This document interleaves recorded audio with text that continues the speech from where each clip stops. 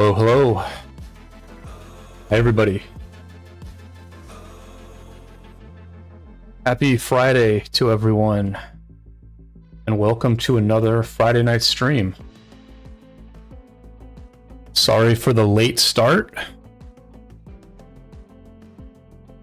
Landwalk very fairly points out that it's 9:30 where they are. So I do know it's very late. This is not a time when many people are jumping on YouTube to live stream, not a time when a lot of videos are getting uploaded to YouTube. So I do appreciate everyone who is here to hang out.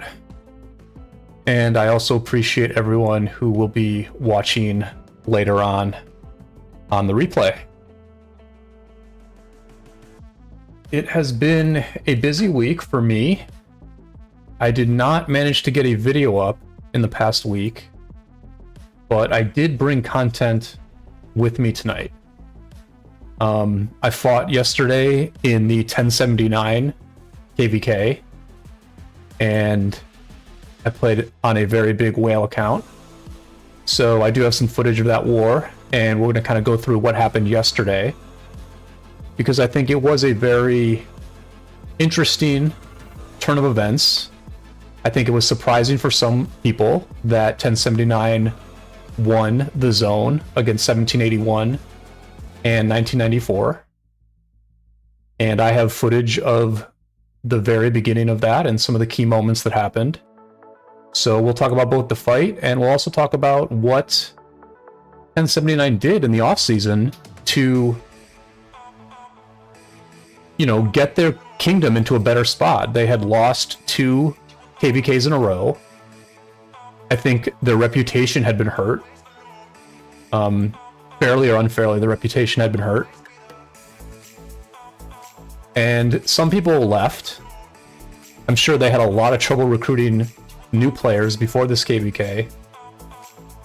But they had a very good performance, or we had a very good performance yesterday. I'm going to say we when I talk about 1079, because I have actually fought in their last 3 KvKs on a friend's account. I don't fight that often. I generally just fight like on the first day, and then I peace out for the rest of it, which I think is one of the nice things about being a pilot, is that there's not necessarily a lot of responsibility tied to it. You're just there to help. But we will talk about that KvK, and we will try to discuss the question, can a kingdom in Rise of Kingdoms rebuild? We have seen so many big kingdoms that lose 1 or 2 KvKs. Their good players leave. You know, in some cases, an entire alliance might leave. I think one example would be 1307, right? Which is a very strong kingdom, a storied kingdom. They lost to 1093, and then one of their entire alliances left. I think it was SN, I'm pretty sure. And I think there's that question, can a kingdom like 1307 rebuild? Things have been quiet there for a while. I believe they're going into a KvK very soon, where they are the biggest kingdom. But that's like a kingdom that actually has a chance to rebuild. I think most kingdoms that die are just kind of screwed. 1254 lost so many players. You know, almost everyone who's left in 1254 at this point is probably what we would call dead weight. No offense to players who aren't that, but I mean, let's be real. If you're still in 1254 at this point, after there's been multiple exoduses and multiple retirements, then you're probably pretty casual about the game. And when kingdoms are saddled with a lot of dead weight, plus their leadership has left, it is very hard to rebuild. Very, very hard to rebuild. And so I think if we look at the 1079 case and sort of the proof of concept that occurred yesterday, we can at least have a discussion about, is it possible to rebuild? Because I don't think it's a settled story with 1079. but I think they made some changes in the offseason, and they certainly were a lot stronger than people expected. Cherry, welcome to the stream. Happy Friday night. Landwalk, thank you for sticking with the stream, even though it's pretty late there.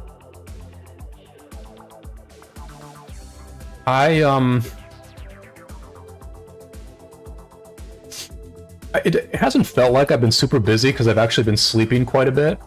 But when I was earlier today, I was like, why the heck am I so behind? Why am I having to rush with so many things? I realized that I have been kind of burning the candle at both ends for the past few days. I not only fought in a KvK, we had Marauder stage here in 770, and I used about 60,000 AP to kill Marauders. And I do have a bunch of chests to open, so we can open my Marauder chests later on. I finished okay, so I'm ranked 335 now. I was right around 300th place at the end of stage 1. Banks, glad to have you here. Is that the Banks that I know? Is that the former Call of Dragons pro Banks? If so, what's up? Yeah, so our kingdom finished 3rd in stage 1 of Eve of the Crusade, which is not great for us. I don't think we did amazing here. Usually there's some Koreans who finish in the top 100, but there were like almost no Koreans in the top 100. It was mostly Handsome Devils who finished in the top 100. Shout out to Algebra. Shout out to channel member Algebra for finishing 80th. Shout out to Dex. Shout out to Osar. So yeah, some real luminaries in 770 finished in the top 100. I finished in the top 300. Oh, Banks is back for the 606 KvK. All right. So Banks will be able to give us the inside scoop on the 606 KvK. As long as they Banks, man, you're like such a good buddy of mine that I give you a hard time. I hope that's okay. Like I realize sometimes that I give the hardest time to my my oldest friends in the game, but Banks will give us the inside scoop on 606 if they let him into the main alliance for this KvK. The first time that a leader from 606 contacted me about like what KvKs were registering for, I gave him an honest answer about what we were doing, and I said, out of respect to Banks, I'm giving you a straight answer. And his reply was, "Who's Banks?"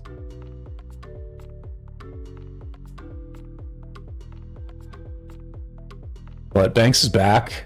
Adrian, welcome to the stream. Dompy, welcome to the stream. Hope you all are doing well. I'm just getting into it, kind of. I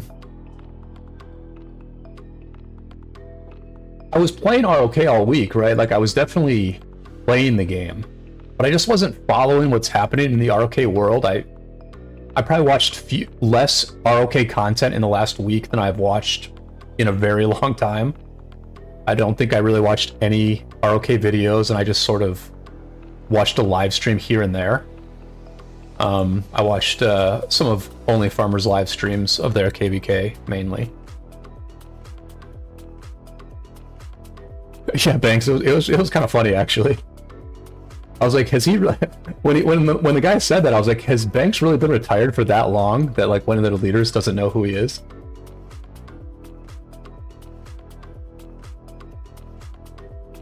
But yeah, I've definitely been playing ROK, right? I mean, we had Marauders 2 days in a row, and I had a whole KvK.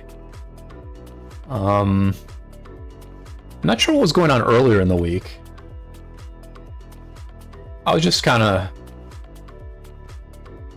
Yeah, I don't even know. I don't know where the time went. For part of this week, I'm not exactly sure where the time went. But anyway, it's you know, it is what it is. You get very busy sometimes in life. But it's kicking off. I think ROK is starting to kick off now. You know, I think part of what happened is that, like, in the off season, my mind eventually drifts to other things, and so I was getting more involved in crypto in the last week. Like, I was hanging out in some of the crypto discords that I'm in. I'm still using Friend.tech quite a bit, which I will talk about at the end of the stream because I know you all don't really care about that stuff. But yeah, I was just kind of like creating crypto content because when I'm in the off season of ROK,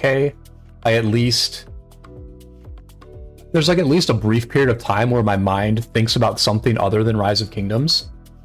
And when that happens, I do take the opportunity to actually like make crypto content, write some tweets, you know, and just kind of keep the vibes up in some of the projects that I'm invested in. So I did take my mind off ROK a little bit, but that's going to change very quickly. Look at these slow marches. Look at how completely wrecked a slow archer march gets, where literally these Bloodfist guards are like running this Boudica down. Like, is Boudica even going to get away here? I sure hope so. We'll see. We'll see.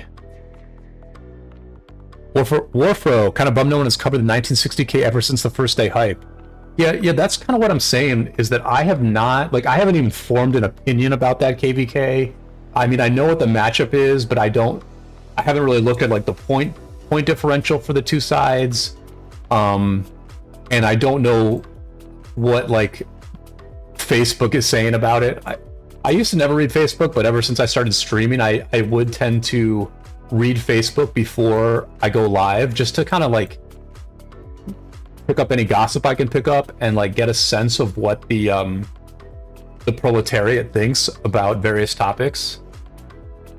Yeah, if anybody knows, like, what's the sentiment on Facebook about that matchup? Like, are they saying one side has the edge over the other? The little bit that I read was saying that like 960 has the edge. Like, oh, I can't believe 960 always does this. Why do they always take an easy KvK? But then I saw like the power and I saw the kill points, and I was like, it seems pretty fair. I mean, I don't know. 3 versus 5. Here, let me see if I can find that. Let me see if I can find a visual about that matchup. Let's go ahead and let's go through that matchup first. Then we'll go over our own matchup. I want to talk about, you know, the KvK that we have coming up. Because I think it's a pretty good matchup. I think we're probably like the favorites for sure. But I mean, there was some stuff. I guess there was some drama with diplomacy, and so we'll talk about that. But I'm just kind of scrolling through Facebook at the moment. I'm trying to find a visual of the 960 KvK. Okay, I got it. Here we go.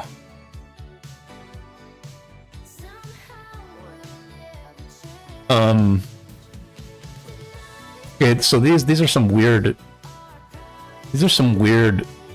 And anyway, we're just gonna like grab these. Listen, what I like to do is I like to just give my own opinion and not be too influenced by other people. This is not the matchup. Maybe I can find a better map. This is what people are saying would be like fair, I guess. Which I don't know if this is more fair. Let me find a real map.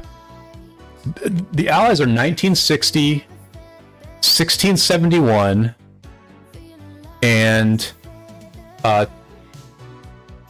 2377, right? Oh, it's the top of the map against the middle and the bottom. Yeah, I didn't realize that.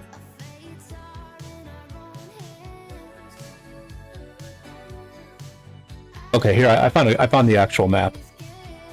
This is like what Facebook wants. They want a 4 versus 4. I have my I guess this is more fair. I mean, okay, so I'm literally reacting to this like I have not reacted to this before. Look, I think the edge that 960 has here, just looking at this before I add anything up, the edge they have is that I think the two weaker kingdoms here are 2891 and 1875, right? 1875's kill points and power is certainly bloated based on their performance last KvK.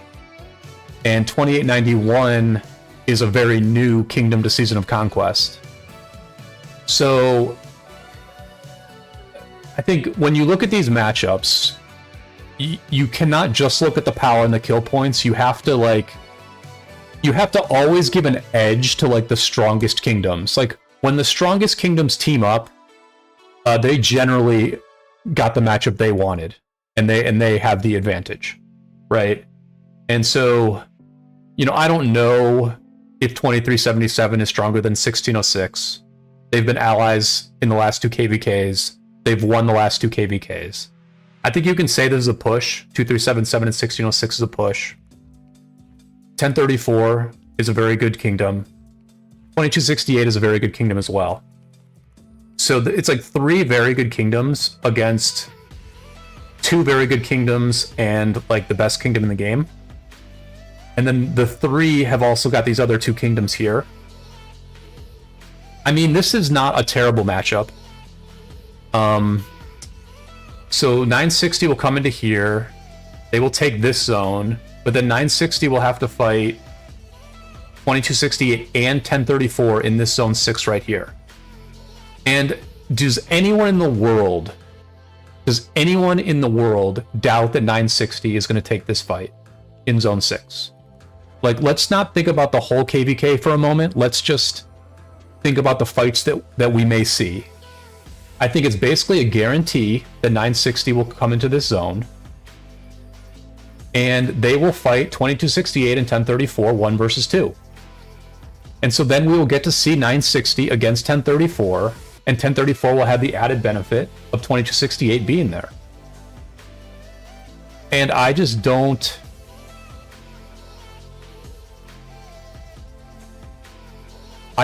see the problem with that. Like, I want to see that fight really, really, really bad. Warfro's saying there are some issues with the passes, I think. Yeah, so that's what I'm kind of like pausing on, Warfro, is I'm like, is there a way for 2377 to get into like that zone 6? But at the beginning, no. Like, right? I mean, it's been like a while since I played Strife of the 8, but I mean, at the beginning, it's only 3 kingdoms that get into this zone 6. And so it will be a 1 versus 2 off the rip.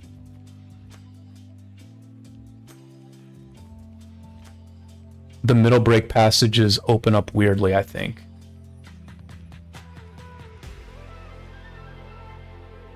Is there like a pass on this map that's not drawn or something like that? Here, let's go to a Strife of the 8 and actually look at this.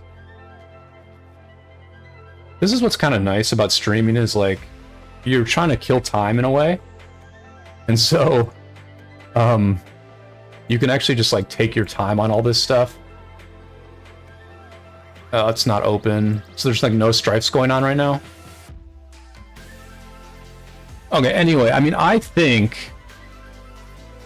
Okay, I'm just going to go on the idea that it's going to be a 1 versus 2 in zone 6, and that's like a really good fight. And then over here, 1671... The thing is, you can always go into 2... See, we've never been a middle kingdom, and so I'm kind of like forgetting. But yeah, I guess as a middle kingdom, you can only go into 1 zone 6, right? Yeah, so as a middle kingdom, you can only go into 1 zone 6. So 2377 will be frozen in the zone 6 fights, and their allies will both have a 1v2. I mean, to me, that's pretty fair. I don't have a problem with this matchup. You know, I mean, maybe at the end of the day, when it's all said and done, when like Kingsland is decided, maybe the 960 side has a slight advantage. You know, maybe a fresh 2377 will be like something that is just like a huge advantage for 960 in Kingsland. But like, who cares, man? We're going to get to see 960 in a very tough fight against two very good kingdoms. And so, like, what more do we want than that? Like, I want to see a situation where 960 might lose. Where, I mean, they did lose a zone to 365. They then came back and won the KvK. Now, to be honest, I didn't really watch that. I didn't watch that fight that much. I know that 960 basically did a fort wall and just sort of like drained 365 while gradually losing territory. And maybe they'll do the exact same thing here, maybe. But I'm kind of guessing they don't. I'm kind of guessing they want to have a real fight with 1034. But let's see what Warfro's saying here.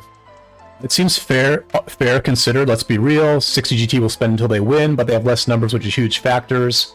Anyone who says otherwise is kind of a downer. Some streamer says 1v calls GTA fake power kingdom. Yeah, I mean, they're definitely not fake power. The issue is if they do it other ways is not everyone can get the Kingsland. I think 1v did not want to 4 versus 4 because they didn't think it would be winnable for them. Yeah, okay, so I mean,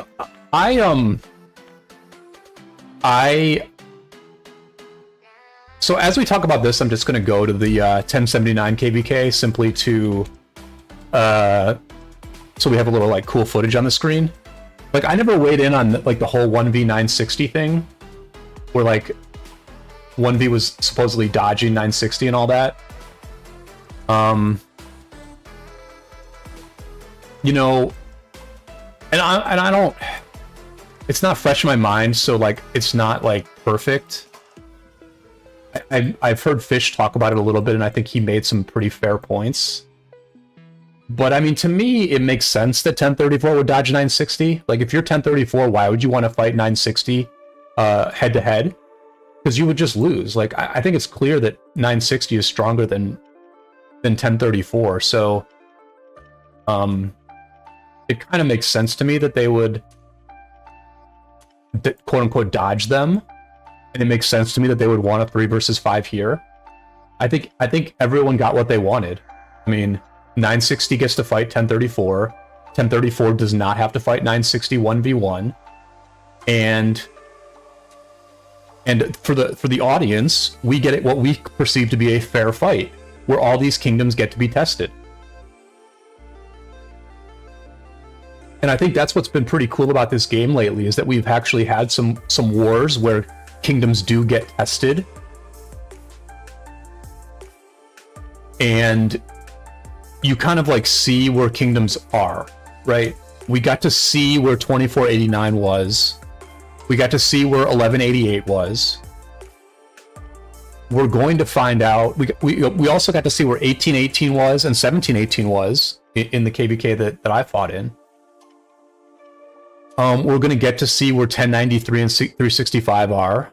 Although I think we basically know where those kingdoms are.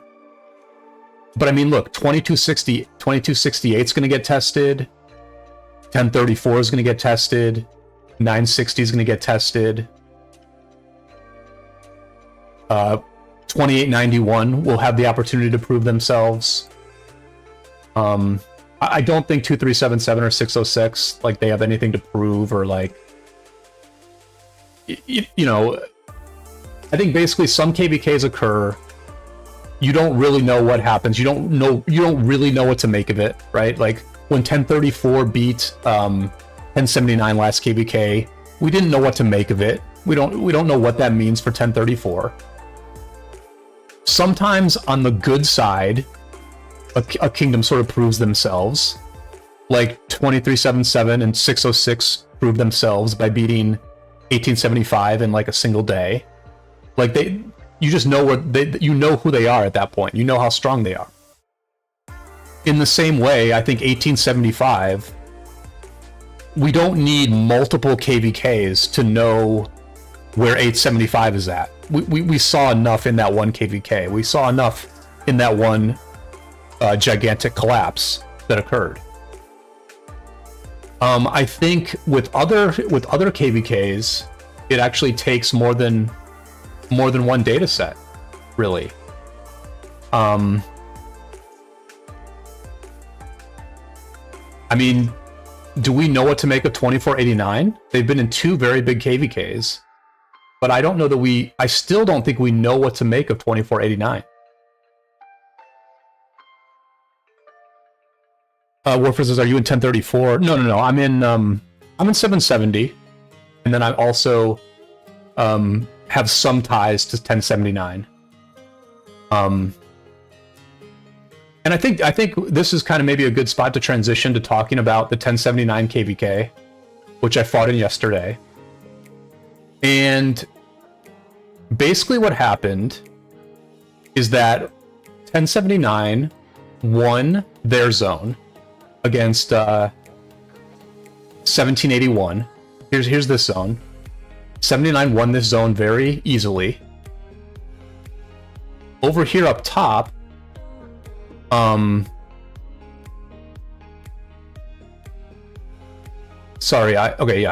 this zone, our enemies, 1446, they won against our allies, 62. So I think they're maybe like 2262. Sorry, didn't pay a ton of attention to the kingdoms in this KvK. But anyway, the enemy won one zone, we won one zone, and then the third zone is being still contested, but it feels like our allies are winning. Our allies are over here, this kingdom here, 2112. So our allies 2112 are beating 2050. I mean, it doesn't look over, but I was watching it during Korean uptime, and our allies were still like kind of winning then. And 50 CN is a Korean kingdom, so it looks like we're going to win this zone as well. So it's 2-1 for our side, but I think 1446 is clearly the strongest kingdom on the opposing team. They won comfortably, and so this war is going to go on, and it's likely not going to be settled until Kingsland. And I think, as we talk about like the idea that sometimes you can draw firm conclusions about a kingdom in one KvK, and other times it takes multiple KvKs to draw firm conclusions. I think that the fight, 1079 versus 1446 is going to be a very interesting fight, and we will probably get a pretty good sense of where both kingdoms stand based on that fight. Although based on what's happening in the other zones, I guess we maybe have like a slight advantage in terms of our allies. Algebra, welcome to the stream. James, welcome to the stream. And James says it's clear 960 spends more than 1034. Yeah, that was kind of my point, right? Is that like it's just kind of 960 is like super strong. Like I get why people are dodging them. I get why people are trying to get like an advantage in the matchup. I think the pre-diplomacy that 1034 did before one of the matchmaking windows, I think 960 is completely right to take issue with that, because I guess that's just not something that goes on in the Imperium world. But let me talk about this 1079 KvK yesterday, because it was pretty interesting, and I pretty much recorded it right from the start. And I was on a very big account, so I just random TP'd into the zone. So this is, I basically used like 2 TPs, and I was like trying to decide if where I teleported was correct or not. I could have teleported more forward, but a lot of forts got dropped right in the center of the map. Man, I'm like moving around so fast here. I'm trying to like pause it. Okay. Yeah, so as you can see, a lot of forts got dropped right in the middle of the zone, like for both sides, right? And they were just right next to each other. S79 dropped a fort, and then K81 dropped a fort right next to them. 94 VN dropped a fort where we wanted to place our fort, and then T79 changed plans very slightly and dropped a fort right next to them. So, you know, some people teleported very far forward. You can see Khan here in purple teleported over here, and he would end up staying in this spot for quite a long time. But I just decided, I ported right here, and I was like, should I go forward or not? Like, I have this huge account.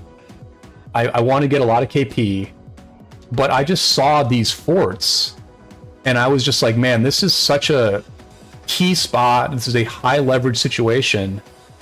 I think I want to be more of a control player. I just want to have a presence in this super key part of the map, and just like just assert control over this area.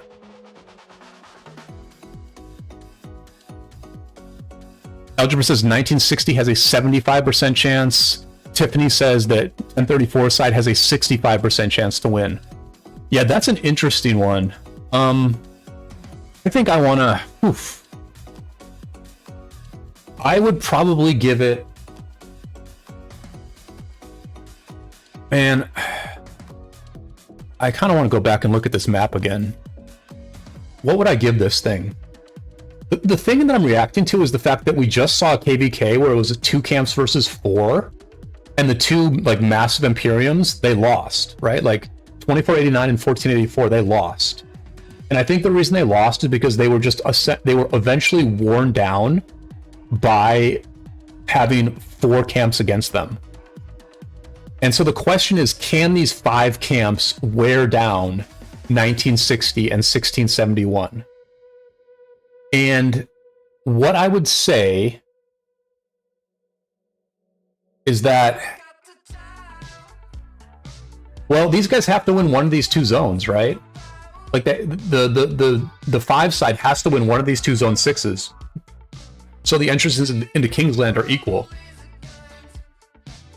And they will have plenty of time to do that. Like eventually, if I'm not wrong, eventually 1606 can go into this zone here. Anyway, I'm not gonna... I would probably give... This feels like a 50-50 to me. To me, this feels like a 50-50. Yeah, Tiffany's making some good points. That 1606 and 2891 can beat 2377, and 1034 and 2268 should beat 1960. I think that's the question, man. Or not man, but Tiffany, you're making such good points that I added a superlative there. The question is, can 1034 and 2268 beat 960? And I just don't know if that's true. I'm not in the betting against 960 business. So to me, it's a 50-50. I'm gonna just say 50-50. You know, and I'm partly saying that because like I don't know a great way to calculate it better than that, and also because I want to get back to this 1079 KvK. So I ported here. I really thought about whether I should keep porting and get somewhere farther forward, but I went with this. I went with this decision because I was just like, these forts are so key, right? And so I brought my marches out. Actually, I was like literally the first person to get a march in the S79 fort. Like I sent my Minamoto to that fort, and I was literally the first person to put a march in there. And the fort building was very, very close on some of these forts, and so I think it was good that I got a march into that fort very quickly. Like I think that was worth, you know, more than nothing. And this Ray-Ban guy from our enemy, he had teleported right next to the F79 fort. And so again, I had my city nearby, and so this player, and this is actually the king of 681, or at least he held the king title for a while yesterday. So I was like, okay, he's right at this fort. If he's making it difficult for our players to get into that fort, then at least my city is right there, and I can deal with his pressure. And I think it was fitting that we made first contact with one another, because he was a very key account on the enemy side, and Hulk Navo is a very key account on the 1079 side.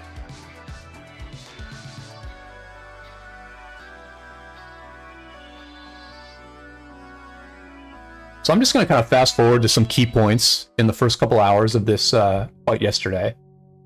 So here's the K81 fort. This is their main alliance fort that was placed right next to the S79 fort.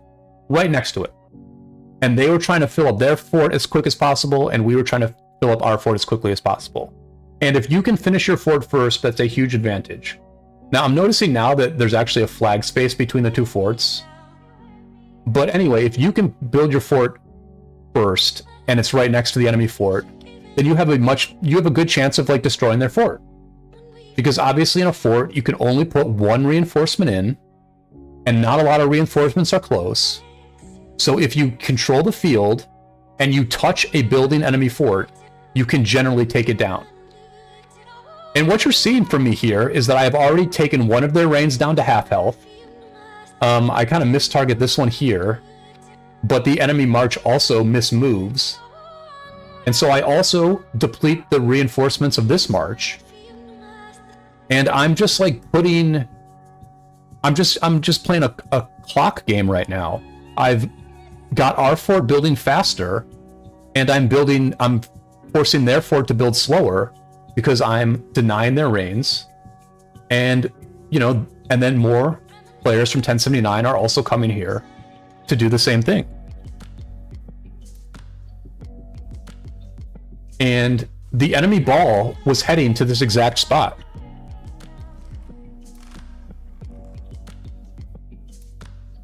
And the very first between the two balls is going to take place right here.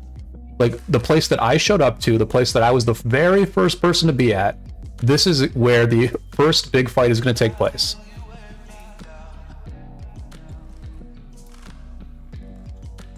Warfare says, what do you think about kingdoms being able to skip for weeks and weeks? Do you think all kingdoms should be on the same cycle and auto queue every 2 weeks? No, I think it's fine that people can skip. You know, some kingdoms spend more than others, and so therefore the kingdoms that spend less, they need more time to rebuild. And like the biggest thing, Warfare, is just quality of life, right? Like some people don't want to play KvKs frequently. Some people want to have like a big, you know, 2-month break in between KvKs. And this game is intense enough that I, you know, totally, I think that's a very legitimate reason to skip. Quite frankly, I don't like to play KvKs that often. I like to have big breaks between wars. So, yeah, I mean, there's obviously some gamesmanship in skipping, but I think it's fine. I think it's fine because ultimately we're never going to agree on how long should be that break. Some people will want like a 2-week break, and other people will want a 6-week break. And how do you determine, you know, which side gets their way? Tiffany says 1875 beat 1671 in KvK before. Yeah, Tiffany, that may be true, but I mean, what the heck happened to 1875 last KvK? I mean, maybe we're underestimating 1875, and they just got overrun by 2 very strong kingdoms in the type of zone where like you can get overrun quickly.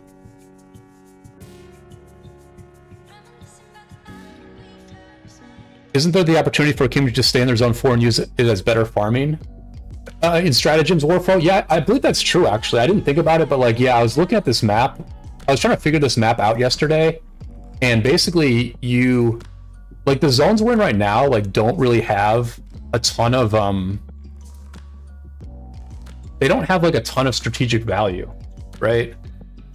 Like, because the level 8 passes open, like, much, much later. I mean, this is kind of like a Heroic Anthem Zone 5, where, like, there's just not that much strategic importance to it.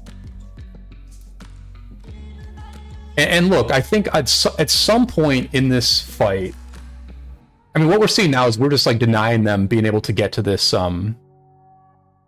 fort, right? This fort is not full. This fort, ultimately, this fort would never get filled. Like, this fort never got filled.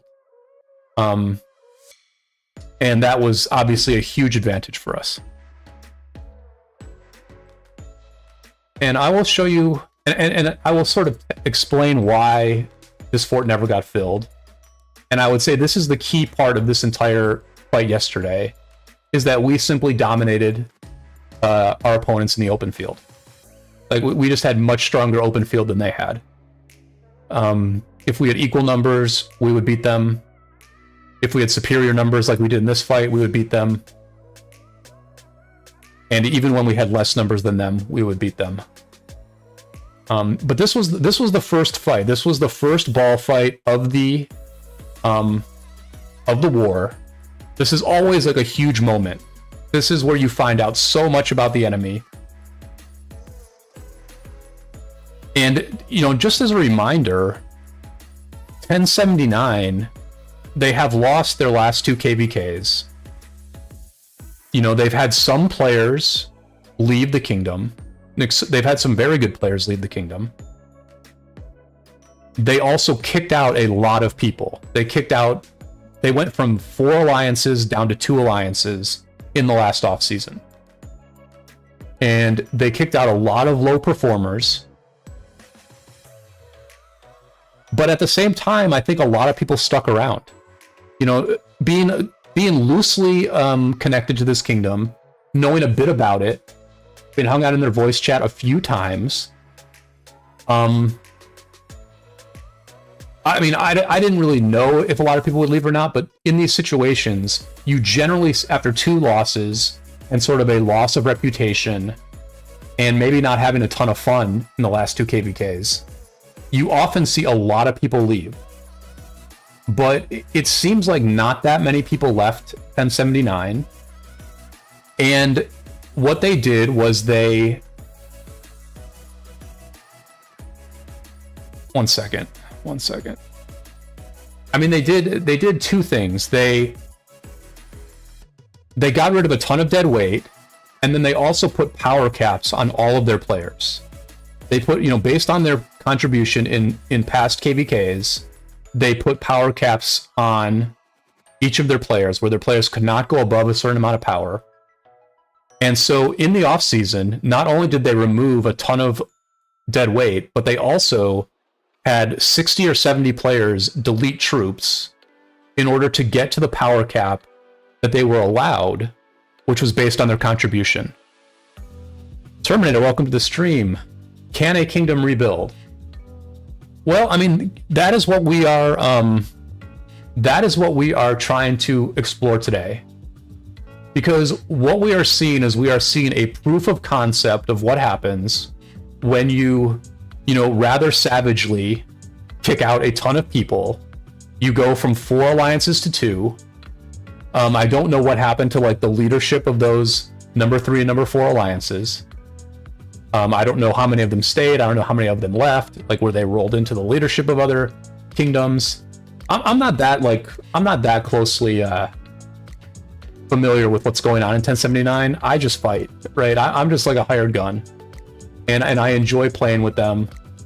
And so, you know, it's been interesting to follow their journey here. And I will not say in any way whatsoever that this is like a solved issue or like it's proof that 1079 has rebuilt, because clearly like 1079 had like a basic advantage in this fight. I will point out that like the 2 enemy balls were not together. Like, we fought 1 enemy ball in that first fight, and then we turned around and the ball from 1994 was right here. And I think like the enemy was just like kind of sloppy in this fight, or they were overconfident. Number 1, they placed very aggressive forts. These forts were not placed in the middle of the zone. These forts were placed on the 1079 side of the zone. Warfare, I am not going to do midterm, no. But good luck to anybody who does. So their balls were separated. They tried to get into this fort. It looks like a couple people got into this fort. But I do wonder what would have happened if they had, if their 2 balls had moved together at the start of the zone.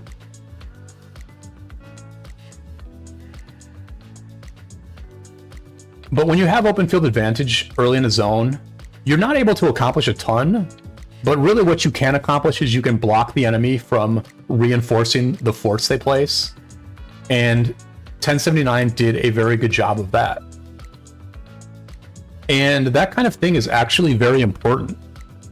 I mean, just to show you how close these forts are. This is 2 minutes and 12 seconds.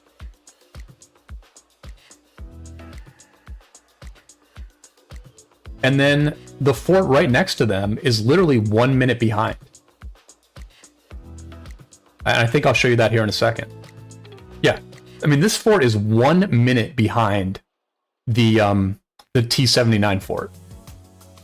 Which just goes to show you how important it is to get marches into forts quickly, and how important it is to block the enemy from being able to reinforce forts. It's very, very key. Is Tariq any good, or are the smite damage guys going to be better? I would probably not build Tariq for open field. I don't think he's like really that good for open field. I mean, he's fine for open field, but I wouldn't build him. I actually heard that the two new infantry commanders actually make a pretty decent open field pair, which is interesting. I mean, I wouldn't build Gorgo for just the open field, but it sounds like it's a pretty good pair. Prime, no, I'm still in 770. This is a different account. This is an account. This is Halky's account, and Halky has work obligations for the next few months, and so Adinavo and I are going to play this account during this KvK, which is really a win-win for everybody. We spent money on the account, so Lilith is getting money that they otherwise would not get. It's a win for Adinavo and I because we get to play a whale account, and that's a brand new experience for us, right? Like I've never played an account like this. It has, you know, all legendary gear on all like 6 marches, and all T5 troops. So like it's pretty great. It's pretty great. And I'm going to fast forward here to another part of this video and point out something else that can work very well in the beginning of a zone, which is that if you do teleport very far forward on the enemy side, and you're a very strong account who can deal with the threat of getting rallied, and who can, you know, fight like several enemy murder balls at once, then you can actually disrupt the build patterns quite a bit. And that's what yeah, so here's what it kind of looks like. Here's what it looked like about an hour and 20 minutes into the zone. We were flagging very quickly to the enemy forts. We had slowed down the builds on all of their forts. The 94 VN fort was full, and you know it was going to get done at a certain point, but we were flagging very, very quickly, and their forts were in deep threat. But so here's where Khan and another whale in 1079 were, and Bumsy, and they basically posted up like right here for, you know, the first like 90 minutes of the zone, and you can see like how much they disrupted the build pattern of this enemy alliance over here. We're like, look at how disjoint. Look, they're like literally building multiple flags here to deal with these two cities. Like they're building. The reason you see like multiple flags here is because they're building extra teleport space to try to deal with these two cities. And these two cities are nowhere near as far into the zone as our flags are. So this worked very well too. Like obviously my teleport did a lot of good things, but like I would argue probably these teleports did more. And so this was very, very productive, what Khan and Bumsy did there.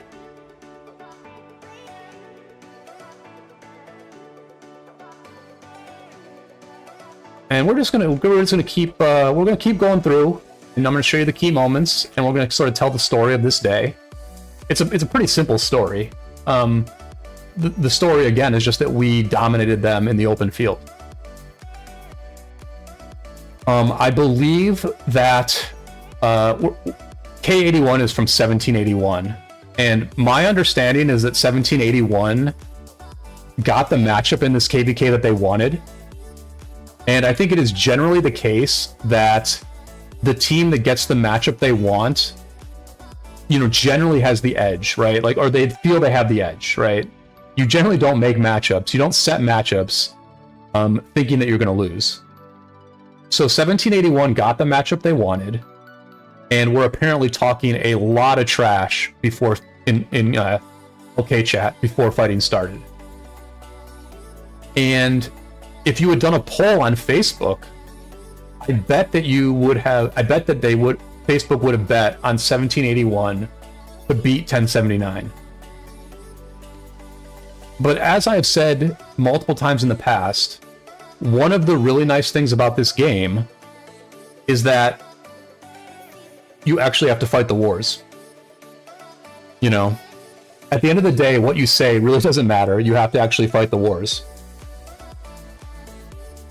And once we actually went through the motions here, I think 1079 was just stronger than really anybody outside of 1079 expected. They were stronger than I expected. I thought we had like a very, very tough fight here. There were some leaders in 1079 who like took 3 days off work to for this zone fight, because this was a very important fight for 1079, right? They've reconfigured their kingdom.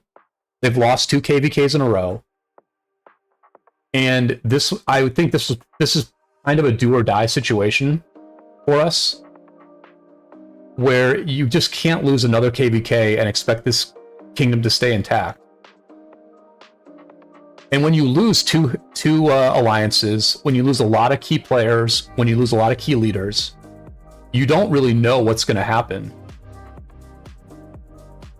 But you always have the opportunity to get out on the field and find out.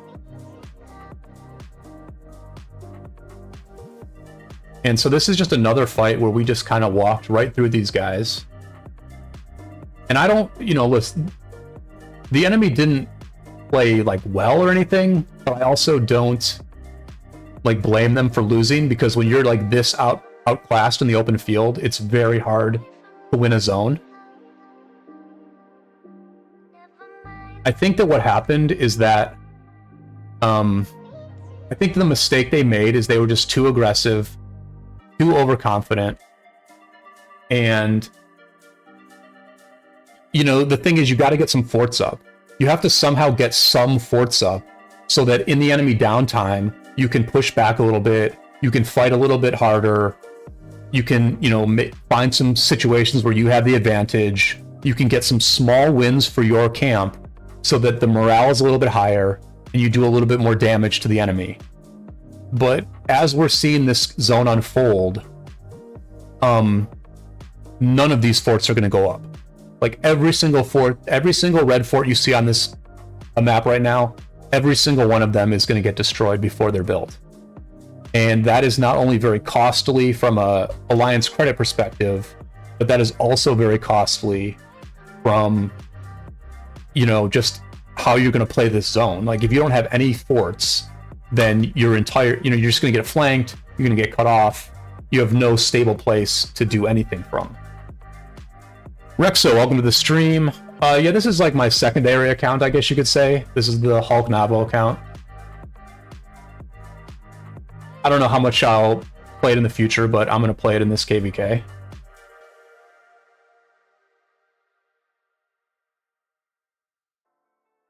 And we can see one of these forts going down. I didn't film too many of them because it was kind of inevitable. But we can see a couple of these forts going down.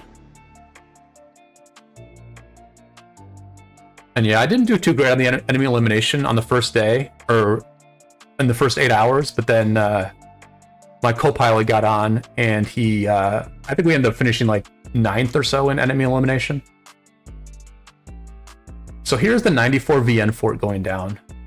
This was a very good fort to get down, because it was the first one that was going to be completed. And that was that, as far as that goes.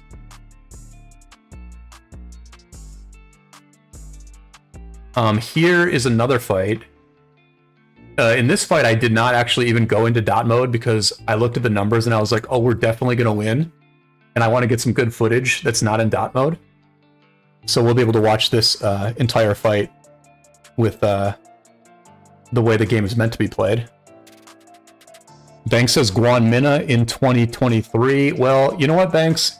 You're actually going to see me fight with Minamoto today. I was not really sure what to do for the 6th March. Like, Hulk has a non-maxed XY, and so I decided to go with Minamoto William instead of XY William. Just partly to have the debuff from Minamoto, partly because Minamoto is maxed. And I also wanted to have a bait out there. I wanted to have like a bait march out there where like when the enemy sees a group of us, they're gonna like always target my Minamoto first. Because, you know, I needed to be out front. I needed to be whale tanking. I needed to just like, you can see I have a ton of resources, right? I have a ton of resources. And so I just needed to be out front taking damage. I think a lot of times I was like still in my normal mode of playing and I was like too focused on getting good trades. But the truth is I should have been taking bad trades. I should have just been like whale tanking so hard that I would take bad trades. But I'm just too used to playing like a control speed tank, off tank style where I'm like pulling people into my teammates. And so I was not like super aggressive. But I mean, I did okay. I did okay. This is a stratagems. This is sort of stratagems. And as we go on, I will talk about some of the interesting dynamics of stratagems. I mean, the crazy thing is that there's like an artifact. What do they call the things in Warriors Unbound? An artifact where you can like change the troop type. Anyway, there's like literally a stratagem where you can change the troop type and have an artifact style effect in this KvK as well. But it's not like you just get the artifact. That's just like one choice of many. Like you get 5 stratagems and one of them can be an artifact if you want it to be. So like from a meta perspective, this KvK is pretty freaking crazy. Where like you could have a Cav artifact in the morning and do like a Henry Nevsky or a Nevsky Henry rally. And then you could swap your stratagem later in the day to like, I don't know, like archers or something and do like a Dido Flavius garrison, right? You can literally like change your artifact as things go on. Now there's a limit to how often you can do it. You can kind of like maybe switch it like once every 3 days or something like that. But it's pretty wild, you know, it's pretty wild.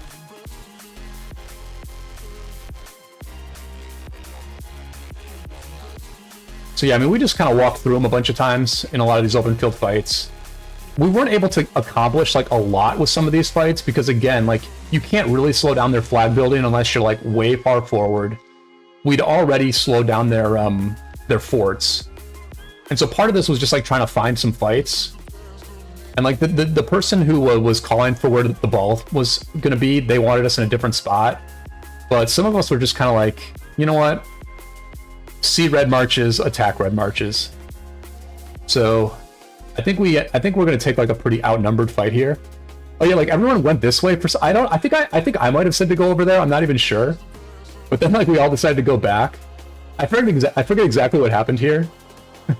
But yeah, we're going to take this fight. We're going to take this fight here.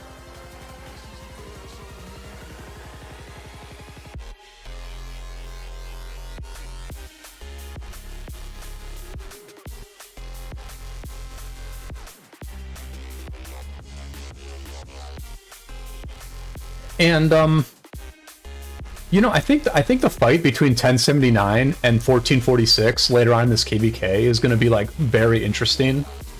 I don't know what's going to happen, but I mean, when we talk about 1079 and 1446, we're talking about two very well-known English-speaking kingdoms. I think both kingdoms have a lot of American players in them.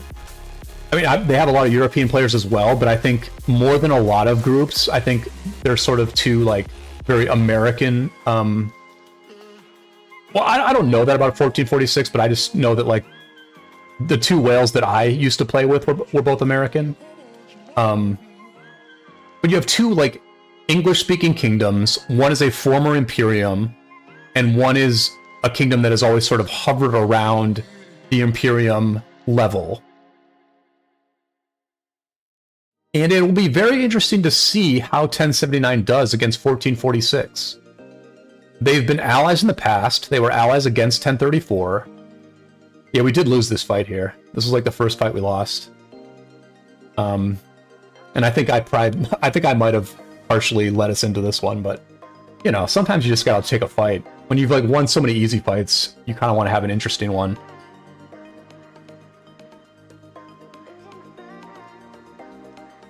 But yeah, I mean, we balled up. You know, we eventually balled up where we were supposed to be. And you know, I think the person calling the ball markers was this guy Maltok, and he did a very good job of it. Actually, he constantly updated the marker, right? Like, it was very clear. It was always very clear where we were supposed to go, and then he would like, when it was time for us to attack, he would then like change the marker and say like attack or kill them all or whatever. And I kind of don't like talking about that stuff too much, and it's one of the things that I don't like showing in my videos is like how to do ball markers correctly, because it's not that complicated, but it's like very good. And so, like, yeah, in this fight here, like, we had a ball marker, everyone went to the ball marker, and then when it was time to attack, the marker changed to tear them apart. So I think Maltok did like a very good job of this ball. My sense was that he hadn't necessarily done this a ton, because he was sometimes like asked permission of other leaders, like, is it cool for us to go in now? Should we go in now? Like, he wasn't like super assertive about it, but I think he did it very well. And you know, I think that the people building the flags, I think it was Erna Beast, and then in T it was like somebody named Deuce Luna, I think. They did a very good job of building flags as well. Like, they were very, very fast with the flag builds. And so, you know, like, this game is not that complicated, right? Like, just do the key things right. Set good markers. If you're a player, follow the markers. Build flags quickly. If you're a player, get in the flags quickly. There were some issues with people getting into the flags quickly, like, you know, everyone wants to fight. Everyone always wants to fight. But, like, it's so key to fill the flags up and build them quickly. But, like, the game is not that complicated. And so it's just, like, build a strong army, then have good leadership. And that gets you about halfway there. You know, that gets you halfway there. The other half is when things are going tough. And then when things are going tough, you know, you have to deal with that adversity. You probably have to make some tough decisions. You have to, you know, like, if your ball dies, like, you know, Maltok did a good job, but like, our ball never died. But if like if you're against a tough opponent and you lose a fight, your ball gets depleted, then you have to make a tough decision about like where to reform it and when to, like, you know, start doing stuff again. If you're in a flag battle and the enemy is like rallying you in 2 or 3 spots, then you have to coordinate having 2 or 3 garrisons at a time, and you have to, like, you know, you have to do multiple things at once to deal with enemy pressure. And you have to, at the same time, keep the vibes up in the in-game chat and in the voice chat so that, you know, people continue to perform well even though things get difficult. You know, that's the other half of the battle. But 1079 definitely got the first half right on this day, where we had the stronger army, we built flags quickly, we placed our forts very well, like, our forts were very well placed, and we had good ball control as well. Kali, welcome to the stream. Rolf, welcome to the stream. Banks says Attila with smite damage fella is going to be wild. Yeah, that's what I'm thinking as well. We were talking about that on Voice yesterday.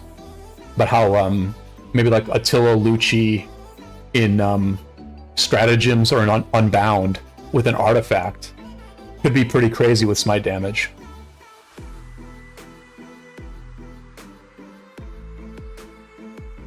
So this was not like a very important fight here, but we did win yet another open field fight.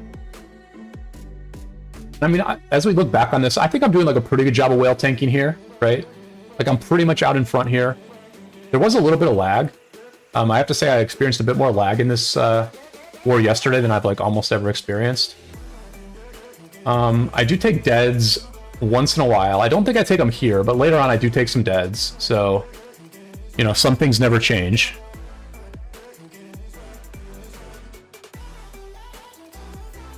And there was kind of like a downtime where like not a lot was happening. They built another fort. Like they built kind of like a backup fort further back, right? They built a fort further back, and that seemed pretty important to me. So I just kind of like walked over there. There wasn't any ball marker over here or anything, but Echo had his city over here, and we just tried to block their reigns like a little bit. You just try to block.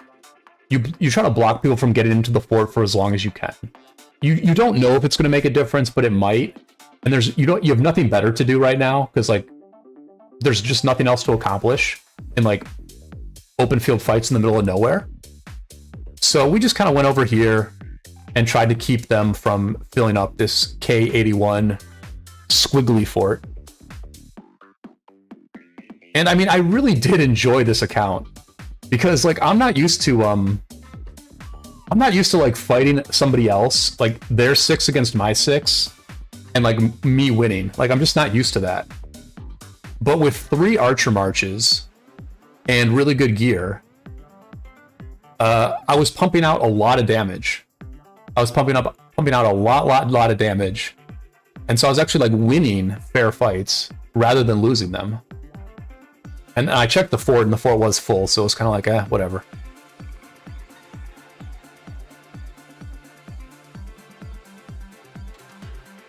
But yeah, I mean, I think it's going to be interesting. 79 against 46.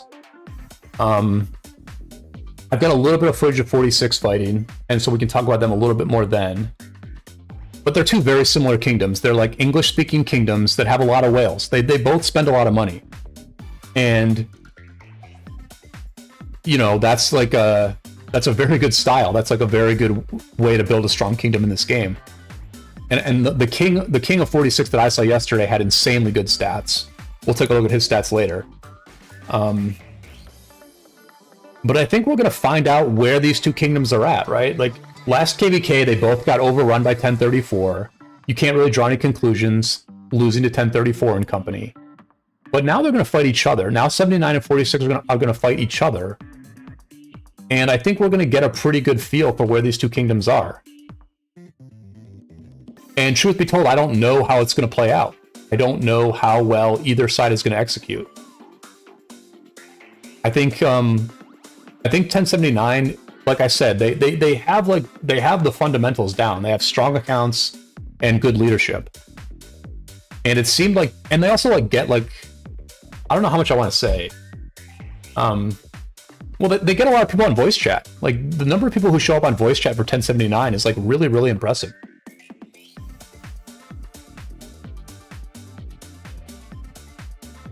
And I think this KvK is going to go all the way to Kingsland. There's not a ton that can happen before Kingsland. And so I think it's going to be pretty freaking interesting, and I'm looking forward to playing it as much as I can. Although our own KvK is kind of right on the same timeline.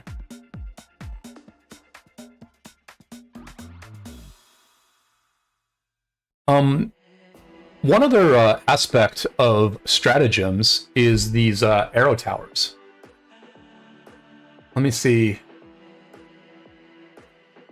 Yeah, so here's the arrow tower. Like you can do these arrow towers in stratagems, which was new to me. Like this, as I'm looking at it here in the game, this was like the first time I had ever seen these, and I was pretty curious like how they worked. And basically, they shoot arrows at the enemy cities, and they reduce the durability of those cities. And then, if your durability gets down to 0, you either have like a couple seconds to heal. I think it probably works the same way that it works in Ark of Osiris, where you probably have like 5 seconds to gem your wall and heal your wall. But if your wall goes to 0 and you don't heal it in time, then you will get teleported away. And so it's a way to sort of keep enemy cities off the like direct front line, right? It kind of creates a little bit more space where it's not so much of a city hopping game. There's a little bit more like open space in between flags, which to me seems very good. I mean, the best open field fights are the ones that are not near cities. You can get very good open field fights at the opening of a zone when 2 balls touch each other. You can also get good open field fights at like passes. Like passes are annoying, but you do get very good open field fights at passes because no one's city is, extremely close to that fight, and so it's just like a little bit more of a natural open field fight. I did just check how many people were watching for the first time. We've got 24 viewers, which is fantastic. Please go ahead and throw a like on the video or on the stream if you're enjoying this content. I do need to share this stream out with people. I forgot to do that. Let me very quickly, as we're watching this arrow tower in action, let me very quickly just let me just share this out in a couple of Discords, even though I'm pretty late to do so. There's still plenty to do on this stream. I want to talk about our own KvK. I need to open my Marauder chests from yesterday. I need to open my armament chests. We're going to do Champions of Olympia. And anything else you all want to talk about? I feel like I glossed a little bit over what everybody was saying about the 960 KvK. I had all this content prepared, and so I kind of made sure I got to it, but hopefully I didn't kill the conversation about 960's KvK too much. But I really am glad everyone's hanging out. I'm glad people are enjoying this. And now I have shared the stream out a couple places. And so the only other thing about arrow towers that I wanted to say is like the only restriction on them is that like basically you can build 5 of them a day. Like when the KvK starts, you can convert 5 flags to arrow towers, and then every day you get 1 more. Every day 1 more is refreshed. Now I don't know if that means that 1 arrow tower is removed, or if it means that you still have the 5 and you just get 1 additional arrow tower. I don't actually know that. If anybody knows, please let us know in the chat. My pets, welcome to the stream. Yeah, Adrian, I'm going to show that in a minute. I recorded like some footage today. I got like a whole, it's all planned out, buddy. But his stats are crazy. My pet says, who's your favorite pairing with Guan and Nevsky at the moment? Guan Scipio and Nevsky Joan, my pets. It's pretty simple. It's pretty simple. Guan Scipio, Nevsky Joan. That's what I use on my whale account, and it's also what I use on my main account. All right, so I'm going to fast forward a little bit and show you some other action once we got to the actual flags. Most flags were like basically undefended, but there was a couple of interesting little situations. We were building one flag here. We were building this flag here. It finished, and then all the marches, obviously, most of the marches go home. I think the garrison captain, who was Mohawks, who's like the co-leader of 1079, his garrison stayed in the flag, and he wanted everyone else to just jump back in the flag. I had just teleported away. I had been here the whole time. I heard that there were a bunch of zeroings about to happen, And so I teleported to go to those zeroings. And then I saw this going down. And so I was like, all right, I guess I'll come back here. I felt kind of bad that I left. So, you know, Mohawks was asking people to fill this flag. It was like half full. This flag was half full. And I think it was a slight negative trade on this swarm. But, you know, we committed to it. And so, you know, if the boss man says commit, I'm going to commit. So I came back over here to try to defend this thing. And, you know, this is what 1781 had to do. You can see the garrison's really low. And I said to Mohawks, I was like, I hope your garrison stays alive. And he was like, yeah, I hope so too. And, you know, he did have the right garrison here. Like, if you're going to get swarmed, you might as well have the Xeno, and you're going to have like very light reinforcements. You might as well have the Xeno, Hera. I miscontrol my marches here a little bit. I pull the Guan out of the flag, and then my other marches walk home. I think one of the players here actually messaged me after this and was like, "Hey, you do know that there's a way to set it so that your marches don't walk away." And, you know, on my own account, I always like to be able to walk away. I like that auto retreat in many situations. I don't know if I should have put the toggle on this account to not walk away. But yeah, I mean, my movement is like generally very good, but I don't know. Sometimes, like, we all make mistakes, I guess. There was a bit of lag, and there was just like a bit of unresponsiveness on the right clicks. Like, sometimes I would right click and it would not register. And I think that's mostly what happened when I walked away.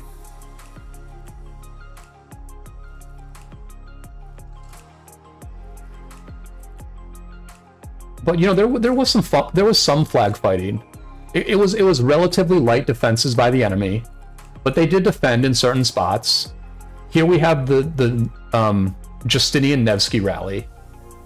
I saw a few Justinian Nevsky rallies yesterday. I have the report of one of them. I can show you one of the reports. Let me go ahead and do that now. So I mean, there was some flag defense. It was just like not all that robust, and we always controlled the open field. And they never like really tried to like dislodge us from the open field. And I do think at a certain point during the day, I think that the enemy made the decision that they were going to lose the zone and that they were better off saving themselves for future fights in future zones. Because I think what's going to happen is that in zone 6, these enemies are going to be able to they will be able to like go to the other zone. Like, they'll be able to like help their allies in another zone in a 1 versus 2 against our enemies. And so they do have some good reasons to. Oh, Addy didn't save a single freaking report. All right. Well, I have one Nevsky Justinian report here. I can show you one Nevsky Justinian report. Oh, did I not save it? Oh, I wasn't in the report. Oh, so I only have one report. This is like a Henry Justinian rally on a Jan Ziska fort. Where was this?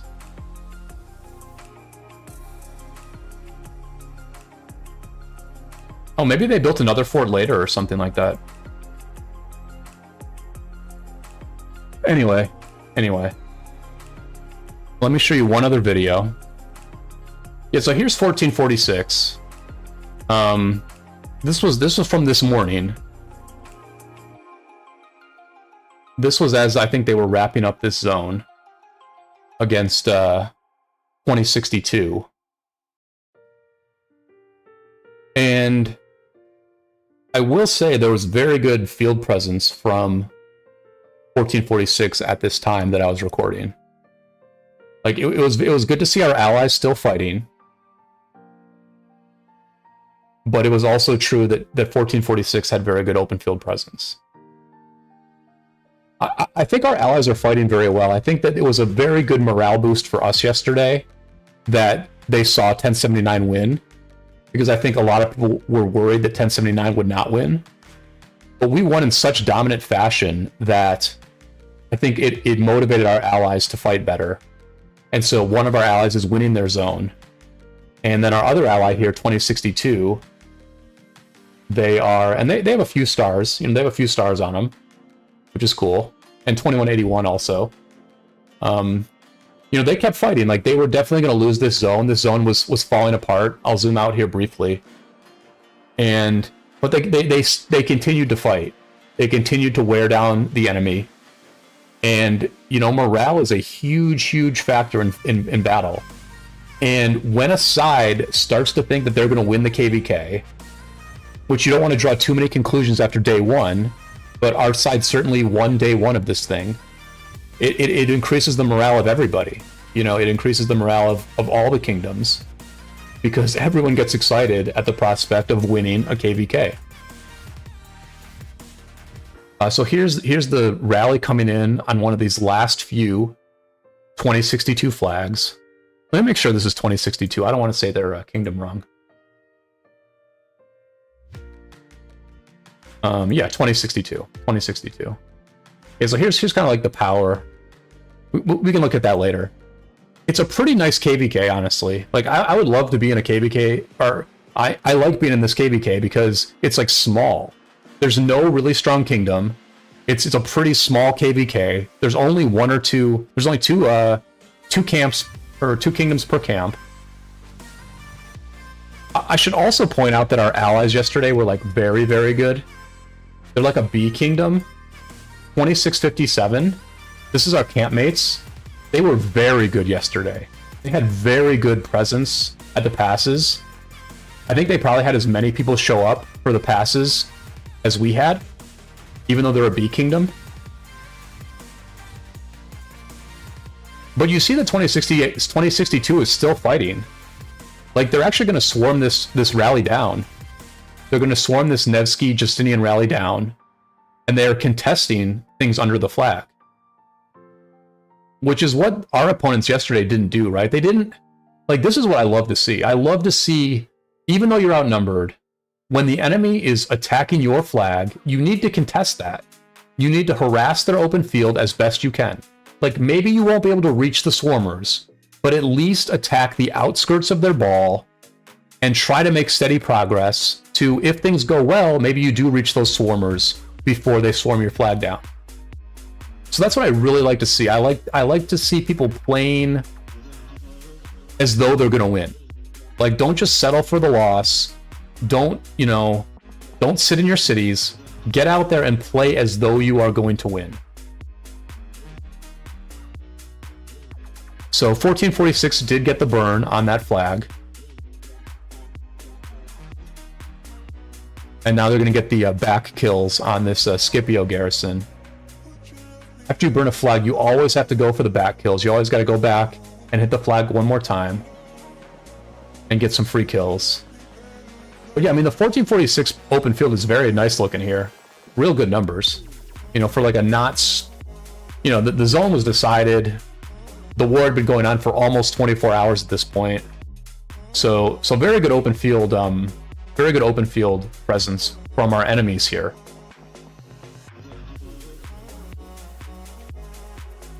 Krypton says, kingdoms can rebuild, it just matters how much work leadership wants to put in.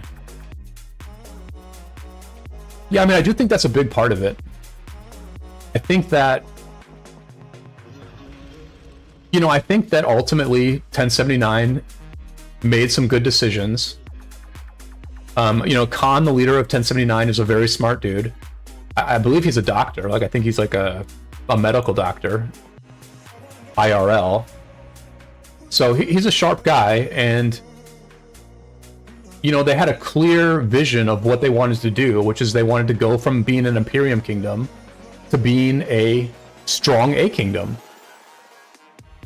And if you have two alliances, and those alliances spend a lot of money, and you have like a good number of players who spend money and participate, then that's you're at least a decent A kingdom at that point. And if you combine that with like good leadership, good vibes, and like maybe above average players, then you can be like a top A kingdom, and you can be very difficult to deal with. And I think that's what, you know, that's what 1781 found out yesterday, is like, yeah, you might think that this kingdom has a bad reputation, but when they like go from Imperium down to A and they keep most of their good players, then they're like just very hard to deal with.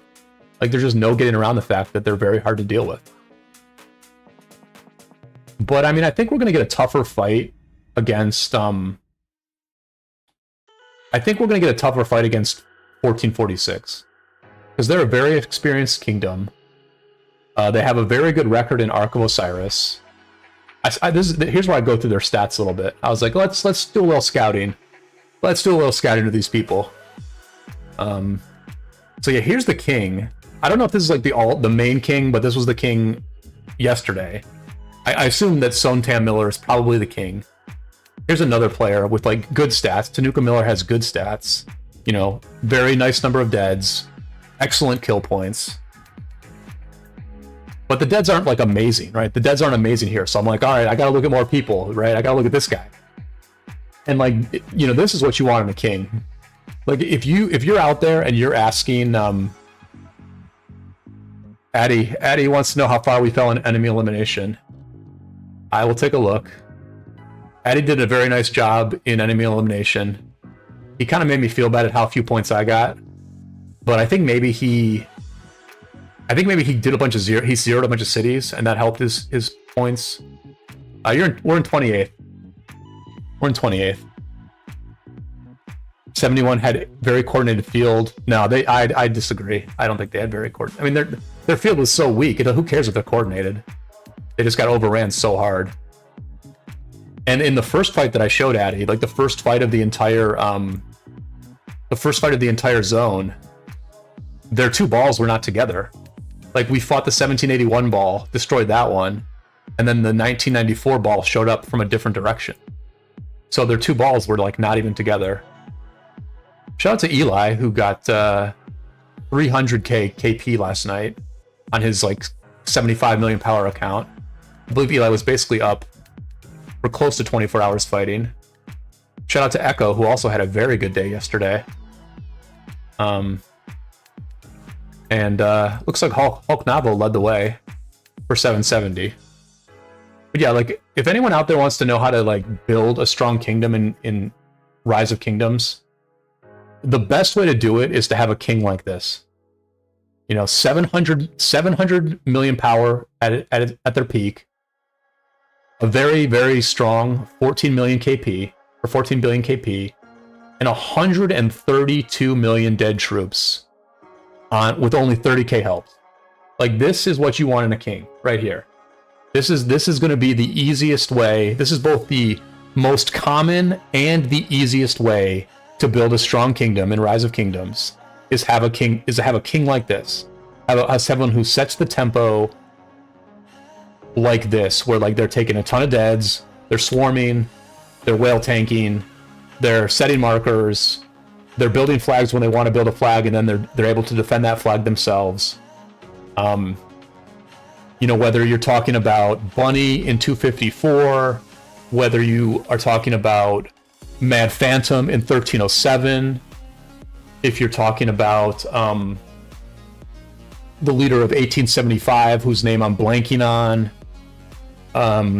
whether it's Captain Jack in 2100, there are so many kingdoms in ROK where the template is essentially they have a very strong king, and then lots and lots of fighters gravitate towards that very strong king. And they also have like a very good arc record, right? Like that's a very good arc record. They are 44-11 in arc, and they have 55 wins, which means they've gone pretty deep in the Osiris League a few times. So they're very good at arc. And you know, I do know two players who were in 1446. Like 1446 has always been like on the periphery of what I've known about this game. I played with the Grinch in Kingdom 159. and the Grinch used to be in 1446. And I also played, Addy and I also played with Gorag. Gorag was another whale in 159, which was like our sort of like original kingdom that we played KvK in. And you know, Grinch and Gorag were the two they were like the two whales that I got along with best. You know, of all the whales that were in 159, Grinch and Gorag were the two guys who fought the most, were like the easiest to get along with, supported our small alliance the most. So, you know, I've never fought against 1446 before. I've never fought against them. They've always just sort of been on their social circle, and our social circle has always been like right next to each other, but like never actually overlap. So yeah, very much looking forward to fighting this group. And I believe we will not fight them until Kingsland. Various things can happen since then, or, you know, before then. I think the past 7 battles are like kind of important.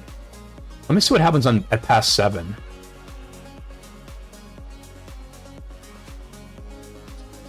Addy says Miller quit already, and other people are using that account.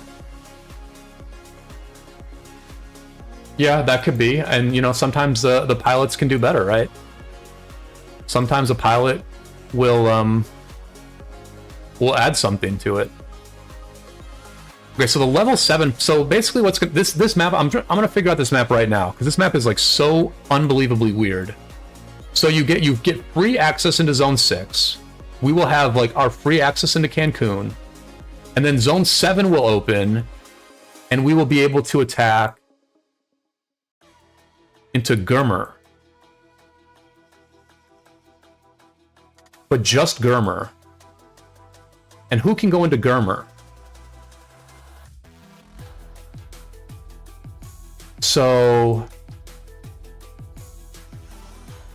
okay, so 81 can go into Gurmur from here, and then the winner of this Zone 6 can go into Gurmur, right? No. Only 2050 can go into Gurmur. So we're gonna have a 2 versus 1 in Gurmur, right, Addy? Or we're gonna have a 1 versus 2 in Gurmur. We're gonna have 2 enemies. And so if we want to fight in Gurmur, we're gonna have to take a 1 versus 2, no?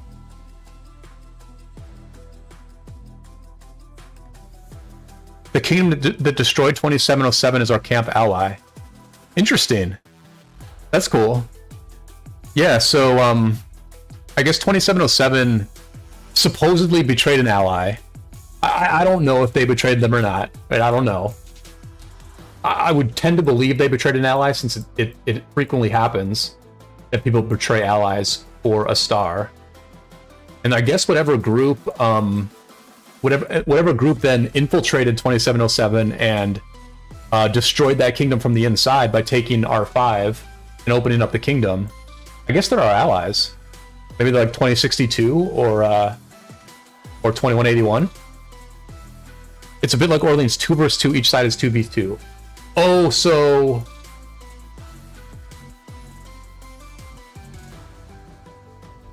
Heathrow. Okay, so our allies will be in Heathrow, and then our allies will also be able to go into Gurmur. Okay. So it's 2v2.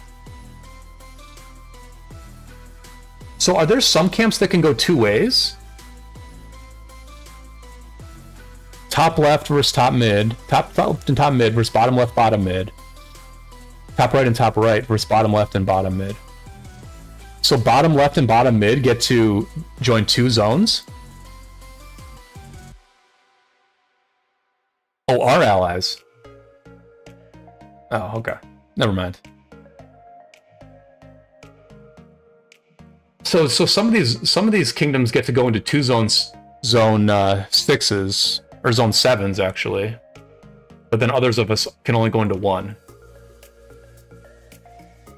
So yeah, I don't know if the enemy is going to fight us in Gomer, but obviously some various things can happen in some of these other zones. So I don't know exactly what's going to happen in these other zones, but I think what's likely going to happen is that 1446 is going to find their way to these level 9 passes. We're going to find our way to the level 9 passes. Various assorted other allies will also find their way here. Obviously, this camp, we'll be able to get this camp there. Right? We'll be able to get this camp there. And then hopefully our other allies will find a way to get there. And we will settle this thing in a Kingsland that, as I'm looking at the map, has an unbelievable river. Look at this river. Is this like the... Is this the most indomitable river in the history of ROK? This thing goes across almost the entire map. Look at this thing. Look at this river. Pretty crazy. Are there bridges? Okay, there's a bunch of bridges. But yeah, this is clearly a river-heavy Kingsland here. And looks quite mountainous as well. Looks quite mountainous, right? Yeah, this Kingsland is going to be either annoying or strategic, depending on how you look at it. I will reserve judgment until I play it. I don't know if it's annoying or strategic yet. I'm going to wait till I play it. Algebra asks, what do you think about KvK, Brian? Oh, that's a good question, Algebra. And I think that's a good time to talk about KvK. Let me go back here. And let me try to find a map. I know we have a very well-drawn map of KvK, so let me just show that to everybody. Because yeah, it's all kind of popping off right now, right? I mean, we just had some good KvKs. Obviously, we just had a good KvK end with 2489 and 1188, but 1093 and 365 are fighting very soon, and 960 is going into KvK, and then also 770. We are going into our own KvK, which I know everybody cares about us as much as they care about 960. So let's talk about it. The allies for KvK went back and forth a couple of times. An original matchup was announced, and then the matchup was changed. Addy is in the chat, so I mean, Addy can correct me. Addy can correct me if I get anything wrong, because I think he was integral in the diplomacy, whereas I had nothing to do with it. This is the matchup now. This is the matchup we have. We are actually going to ally with our rivals, our so-called rivals from the last KvK, 1903. So I retract every negative thing I have ever said about 1903. They're a great kingdom. They fight very well in the open field. They have a lot of KP. They do well in Arc. I know they do well in Arc because I saw that they played against 1079 a while ago and had a very close match. So 1903, they're our allies, and we wish them nothing but the best.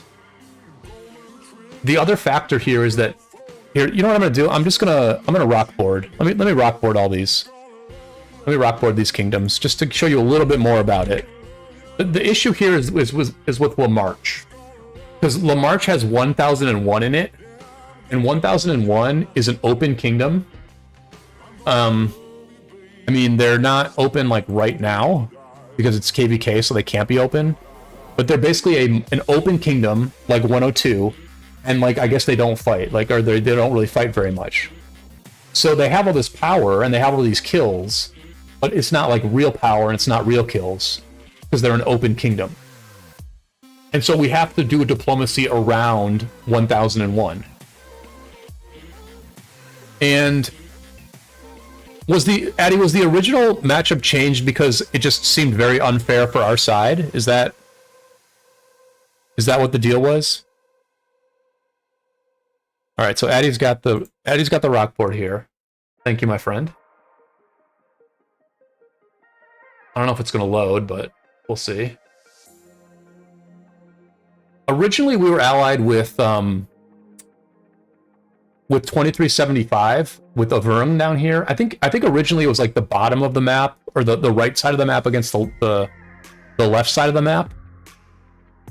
And I guess it was determined that that was just not a fair matchup. And I think maybe 1393 was just like pushing for them to have the advantage. And I don't know what happened. Like, I don't know why some of these kingdoms changed their mind. Oh, okay. Diplomacy was changed because 4 kingdoms would not have been able to fight until KL. Right? If we had gone left versus right side, then there would not have been very much fighting until Kingsland. So we changed the matchup around to where it's going to be Avergny, Picardy, and Brittany against Bourbon, Poitou, and La Marche. And I think... Okay, so we can look at the kingdoms here. Let's sort by kill points here. Yeah, so the main kingdoms here are going to be 770 and 1903. We are allied. The 2 kingdoms with the most KP are allied. And so I would definitely say we are the favorites to win this KvK. Then you have 1393, which is a Chinese kingdom, I believe. And they have a number of stars. Like, 1393 has a lot of stars. Let's look real quick. Let's look at how many stars these guys have. They have at least 4, but I want to say they have a moon. And this is LN93, which is definitely an alliance I've heard of before. I feel like I bet on them in Osiris League this year. Yeah, so they have 6 stars. Like, they're a Chinese kingdom with 6 stars. And it's across a variety of modes, although it's worth noting that they did King of the Nile last time and have mostly done Heroic Anthem. I definitely have like spectated this kingdom before and been like, oh, I'm not familiar with this kingdom, but they look pretty darn strong. And so it will be interesting to fight against 1393. I've heard mixed things about them. But I mean, they will be our primary adversaries, and then their campmates are also very good. So Picardy is like a strong camp. Our camp looks strong. Our campmates are strong as well, and we're gonna be facing each other in Zone 5. This is Orleans, and I think the best thing about Orleans is that there are a lot of options to the map. Like, kingdoms actually have to make choices about where they decide to fight. And you can't always predict like where the fights are going to take place. And so let's just try to like walk through this matchup like from our perspective. Like, what do we think is going to happen from our perspective? Well, I think that these opponents here in 2375 are not going to fight us. I think they're going to choose to fight 1001, or they're going to fight 213 over here. Because I think they would likely lose to us, whereas they have a good chance of winning against La Marche. And so it makes complete sense. Here, let me let's expand my game here a little bit and actually put this in MS Paint so I can like draw stuff here, right? Let me draw stuff here. So yeah, we're gonna go into here. I think that's pretty obvious. We're also gonna go into here and fight Picardy, right? I think 2375 is going to go here. And I think that... Oops. Can I delete this thing? Ugh. Alright, let me just put like a different... Let me put a blue line here. Oh, I'm like screwing all this up, aren't I?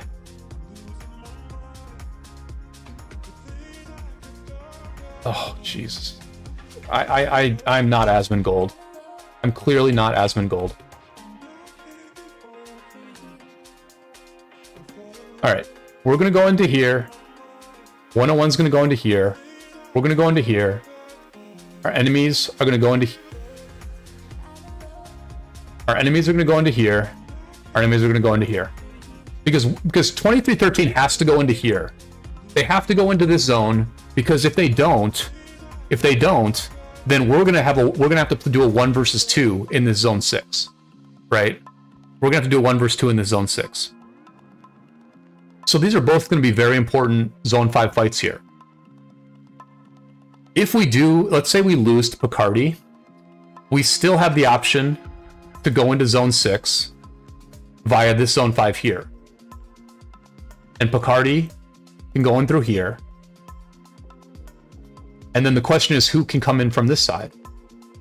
If the enemies win, which I would predict they would win because it's going to be a 1 versus 2, because 101 is like an open kingdom, then all of a sudden we have a 1 versus 2 in this zone after already losing in Picardy.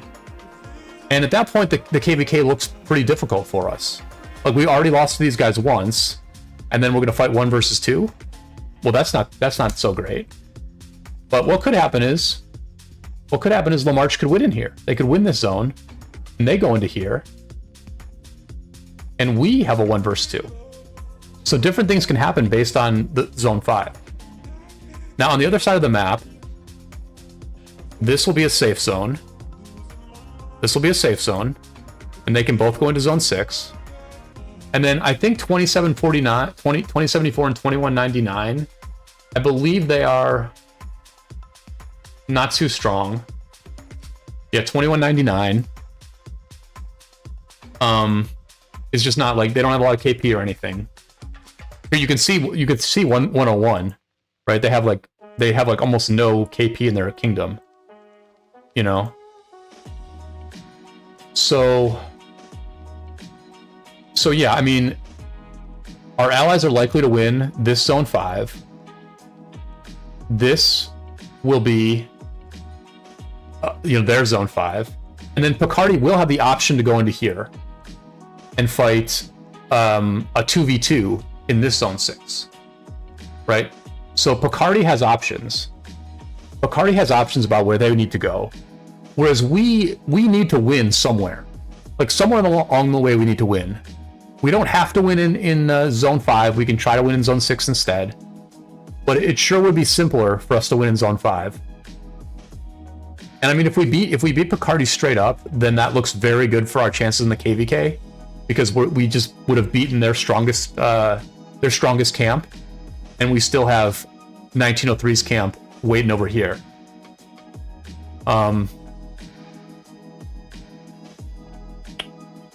Let's see. Ken Boppy says B camp seems to be the favorites in terms of KP. Yeah, Ken Boppy, I agree that we're the favorites. I agree that we're the favorites here. But again, we have to go out there and actually do it. You have to go out there and fight the fight. Addy now says, does Picardy and Brittany go take terrain and lock Patu, or does Picardy Averni go to lock Bourbon? Do you mean Ile-de-France? Oh, to lock us out. Yeah. Yeah, so I mean, Picardy has options, and again, this is what's cool about Orleans, right? Or Su2C, how's it going? It is going well. The stream is popping, and it's Friday night, and yeah, it's going well. But yeah, I mean, this is what I like about Orleans, is that, like, people have options. Like, the zone 5 fights matter, but then regardless of the zone 5 fights, Picardy will have the choice to go, well, if Picardy loses in this zone 5, then they have to go to the left. Then they have to go to the left. But they could win the fight on the left, Or like if 2313 wins the fight here and we lock Averni, then Picardy can choose to go to the left. And like, their chances to win the KvK look bad, but at least they have a chance to get into Kingsland and make a fight of it. Oh, Su2C is in 2039. Yep, we're going into Orleans. We did do Orleans last time. And I mean, personally, it's my favorite map. So, I think it's, I'm fine with the matchup. I like the matchup because I like being the favorite. I like winning. I don't love the super hard KvKs. I kind of like the sort of hard KvKs. Although I certainly I certainly have performed very well in the super hard KvKs. I just, you know, I'm lazy. I don't like to work that hard. So for me, this is like perfect. For me, the matchup is perfect. We're the favorites. The enemy is, I mean, to be honest, we generally, like, in this game, in the history of the game, when we have lost, it's generally been to Chinese kingdoms. Like, the 2 times that we lost, like, KvKs, like, the 2 times we have clearly lost KvKs in 770, we lost against Chinese opposition both times. So, I mean, it's gonna be nice to fight a 6-star Chinese kingdom. I will say that they were very low scoring in Eve. You know, they're very low scoring in Eve, so I think that's notable. 2074 went crazy. What are the stats on 2074? So 2074 is decent, I guess, right? So 2074 is pretty decent. Yeah, so I mean, Brittany is not nothing. Like, I'm kind of I'm sort of underestimating some of our opponents here, right? Like 2375 is a good kingdom. They were our allies in the last KvK. It would have been nice to ally with them here. I have nothing but respect and appreciation for 2375. It's going to be fun to fight against them, but I would have enjoyed allying with them. But 2375 is like a solid kingdom. And 2074, I guess we could look at the deads, huh? We could sort this by deads as well. I guess it's always good to sort by deads too. Why is this? Wait, what the heck? What just happened? Oh, it's right here. Okay, so here's the dead count. And so 2074 is definitely decent. They're like 5th or 6th in KP. They're 4th in deads. And they were very active during the Marauder stage. Oh, you guys just kicked 89 out of KL. Nice. Yeah, I heard that was a... I mean, I watched that in KvK a bit. Sutu. But it looked like it was just like a very... It looked like it was a KvK where essentially it was won by one side getting drained where they could no longer fight. 2074 is a 3 alliance kingdom. Yeah, that's pretty wild. It's pretty wild to be an A kingdom with 3 alliances. So yeah, I mean, I'm describing this on paper.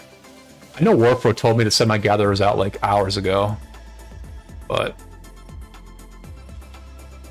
you know, Warpro, this is what happens when you stream. You just forget to do stuff.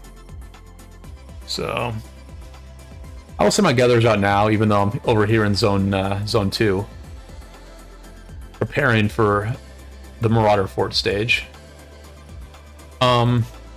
Yeah, I mean, we're just looking at this KvK on paper. Once you get on the map and start fighting people, we will get a very different sense, or a more realistic sense of what the KvK is going to be like. But I predict that we will win, and I'm looking forward to it. Looking forward to it. I've got I used about 60 KAP yeah, in Marauder stage.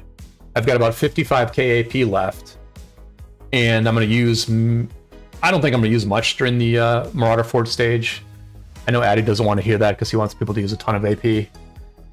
But, you know, if it's not close, if our position is secured, then I probably won't spend much AP on the Marauder stage.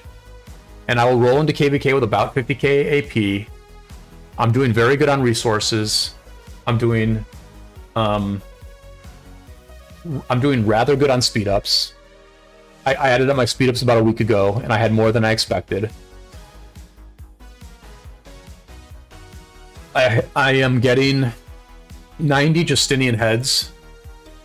I'm getting 90 Justinian heads in a day or two. So I will be able to max Justinian if I want to. Or I can build Huo and start working on Huo and max Zug. I think I'm probably gonna max Justinian. Justinian seems decent. You know, he's a decent rally. He can definitely be swarmed, but if we control the open field, then you know, Justinian Nevsky will do fine as a rally. Not an amazing rally, but I have not had a actual rally in this game ever. I've only had like XY Nevsky or like Nevsky Joan rallies, which is not real. So I've never had like an actual meta rally in this game ever. And so I just kind of want to have one so I can like sort of just set the tempo that way. Instead of, you know, asking somebody else to do it.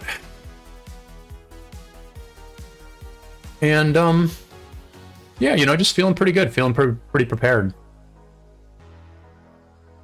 I'm trying to get into a bit of an upcycle in my life. Honestly, the biggest issue is going to be my neighbor upstairs. I just hope I can sleep well. I hope I can get plenty of good sleep and sleep at the hours that I want to sleep in order to be like the best player that I can be. I think that's the only thing I'm really concerned about. But you know, speaking of KvK prep, let's go ahead and open up these kingdom supply chests. I'm not going to keep track of like everything I get. What we're really trying to do is we're trying to get a lot of 3-day speed ups here. Sutu says he spent 4.6 years of speed ups in this KvK. That's crazy. So what is that? 4.6 years. So that's like 1440 plus like 200. That's 1640 days of speed ups. 1640 days of speed ups. That's that's a lot. That's like, yeah, that's like crazy, right? Like that's what's crazy about this game, right?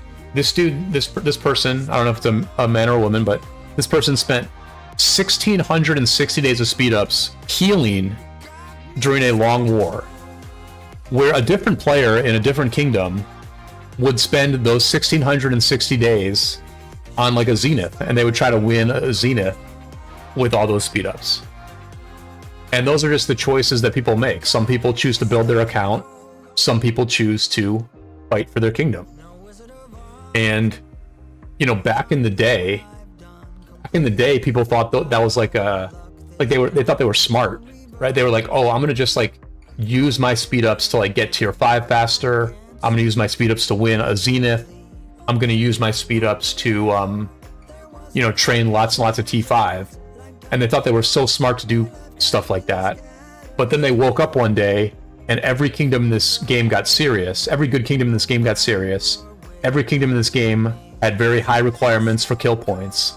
And they were all of a sudden a 90 million power account with all tier 5 and a zenith skin and only 1 billion KP. And people looked at their application and they realized, A, this person does not have a lot of KP for their power, and B, this person has all tier 5 troops, and so if they migrate to our kingdom and have no resources, they are going to run out of resources so freaking fast in the next KvK. And I think players like that are having trouble these days getting into the top kingdoms, whereas a player like SU2, who literally used 4.5 years of speed ups on healing, probably has a ton of KP, and probably has a Google Excel spreadsheet or a Microsoft Excel spreadsheet showing that they finished very high in their kingdom contribution, and they can either stay in the kingdom they're in now and get a really high Mightiest Governor place, or they can migrate to any kingdom in the game that they want. Yep, rip your zenith. Definitely rip your zenith. Addy says 1188 are ridiculously strong. They came out of nowhere. I don't know. I don't think they didn't come out of nowhere to me. I mean, I knew they were strong, and then they got all those players, those whales from 1871. So, I mean, it's a perfect situation for those 1871 whales, because obviously the 1871 whales don't know how to run a kingdom. You know, they don't know how to build a kingdom. They don't know how to motivate free-to-play players to fight with them, but they do know how to fight in the game. They do know how to spend. And so they migrated to a kingdom where other people can lead, they can follow, and they can be very valuable members. All right. That being said, let's open up these kingdom supply chests. And let's see a lot of purple 3-day speedups. All right. 14 purple stars. 1 purple leather. 1 purple stone. 1,400 gems. 2 3-day speedups. Not bad. Not good. Not below average, I would say. Slightly below average, but not a disaster. So 2 3-day speedups plus plus like another 6 days here. So that's like 12 days. Some more gems. 19 days of speedups. 28 days of speedups. So 28 days of speedups. Probably something like 5,000 gems. 28 days of speedups and probably 5,000 gems. I mean, this is, you know, you put in the work, right? It's a grind. It's literally a grind. Eddie says, I mean, they came out of nowhere a bit ago when they beat 1647. Nobody saw that coming. When they beat 1647. Wait, when did 1888 beat 1647? Because, I mean, 1647 lost to, like, 1235 and 1606 last time. So they must have lost a while ago to 1818 or 1888. But yeah, I mean, like, that's Live, right? 1888 is Live, so I feel like I've heard of Live for a while. But yeah, I mean, this is why you grind, right? I was busy, I was fighting in another KvK, but I put in the grind to spend 60k AP doing Marauders. Because, you know, you just get solid rewards. It's just solid rewards. Like, 28 days of speedups, yes, please. 6k gems, yes, please. And I also got like another like 5k of gems just doing the Marauders.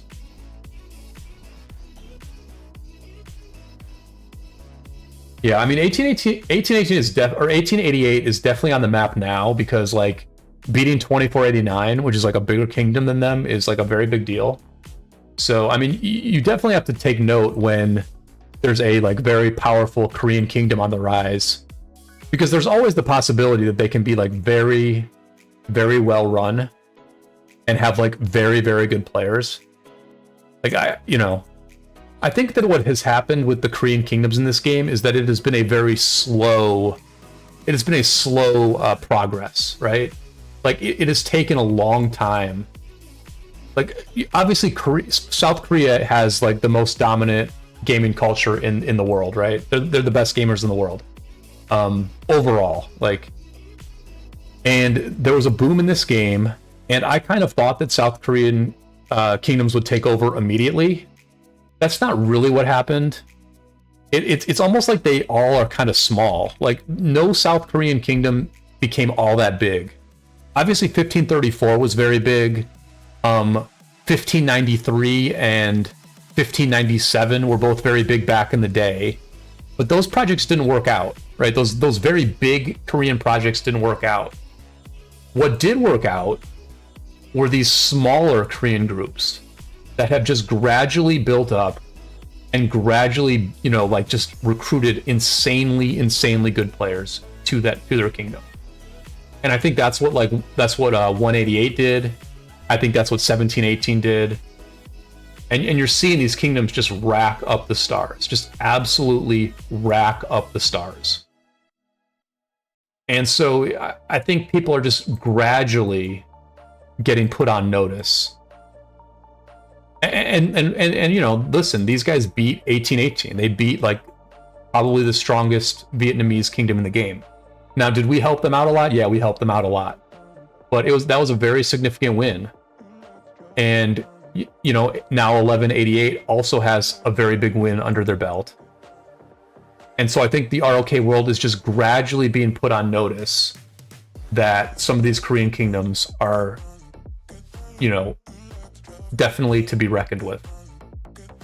And then obviously you have 1034, which we'll see where 1034 is in this next KvK. We'll see where they are in this next KvK. And then, of course, you have 770 as well. Of course, we also have to include the Korean group in 770 as well in that conversation. Because I'm a biased YouTube content creator who is deeply loyal to 770.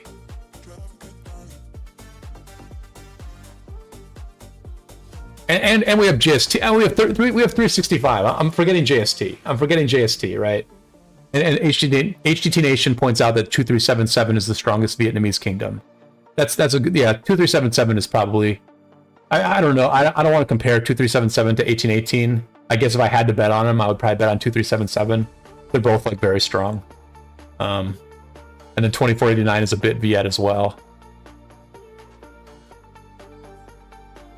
James says South Koreans are poor though. Money is the only limiting factor in Koreans dominating. Yeah, I mean, I guess there's like some whales there, and then there's a lot of people who don't spend a lot. Which, I mean, it's kind of like America, actually. You know, I don't know a lot about South Korea, but my understanding is that there's definitely like pretty significant wealth inequality in South Korea, and you know that's the same as the United States.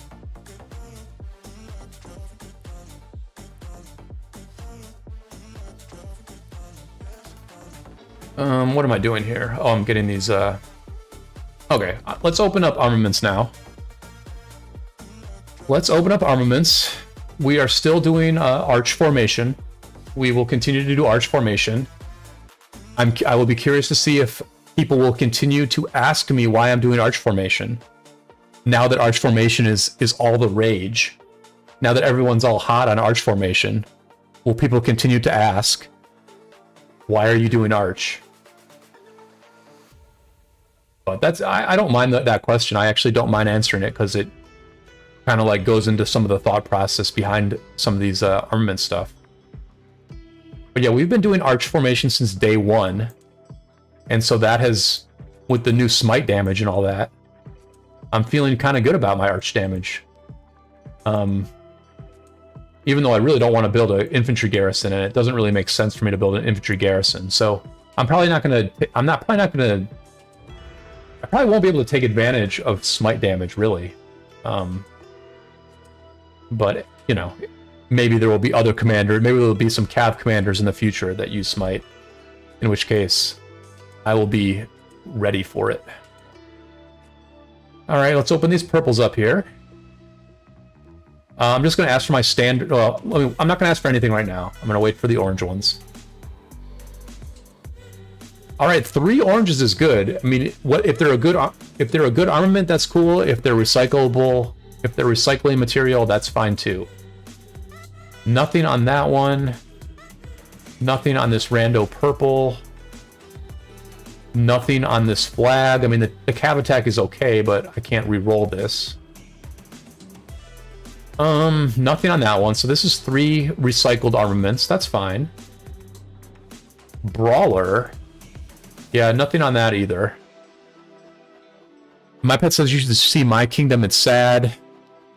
Yeah, I mean, listen. There's a lot of power inequality in Rise of Kingdoms as well. There's a small set of halves. There's a small set of kingdoms that have their shit together, and then there's a lot of kingdoms that are have-nots and are pretty mediocre, not that serious, disorganized.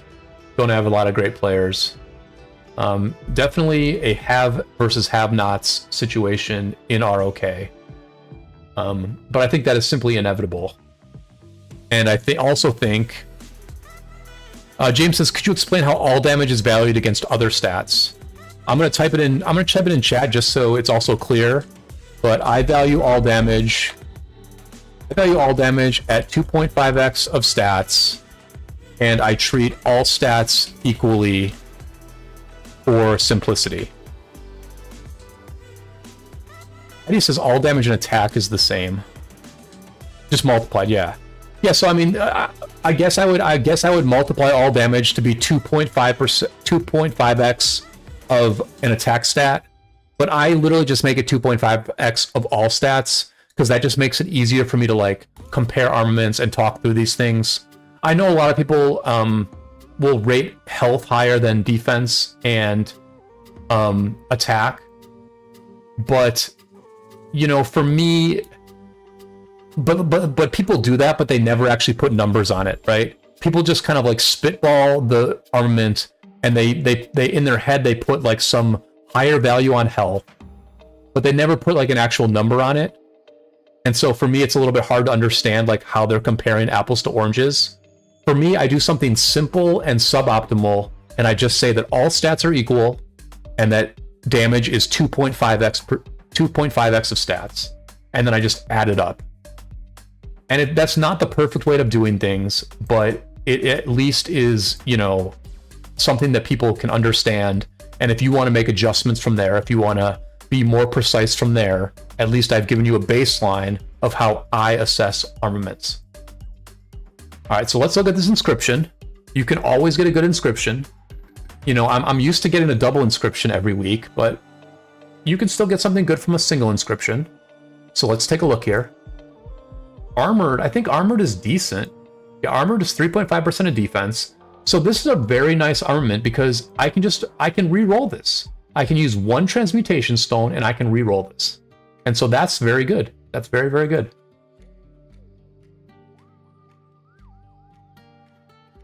Sue2 says 2489 can't even build back their forts in their zone 4. I do wonder like how many alliance credits got burned in that KvK, and if any of the kingdoms are like hurting for alliance credits, right? Because I know they're like pretty whaley kingdoms. I feel like almost all those kingdoms are like pretty whaley, so I assume that they like probably don't have alliance credit problems yet, because I'm like genuinely blown away by how many alliance credits 1079 has. But yeah, they went through so many forts in that KvK. Maybe the most ever. I wonder if that was like the most forts ever used in a KvK. Probably not. Probably there's like some like 1424 KvK that used more, but... Alright, here we go. Last 4 chests. I usually get a double inscription at least once a week, so let's see what we do here. Alright, single inscription. Another single inscription. A lot of recyclable material. Pretty decent archer stats here, but I don't really know if I lock this. I almost think I just recycle this. I'm gonna lock it. Do I even lock this? I'm gonna look. Let me look. Let me look. Nothing on there. And let's take a look at this inscription. SU2 says, oh, that's really interesting data, SU. In 2010 Main Alliance, they had 380 million credits, and now they have under 100 million. Yeah, that's wild, man. That is a wild number.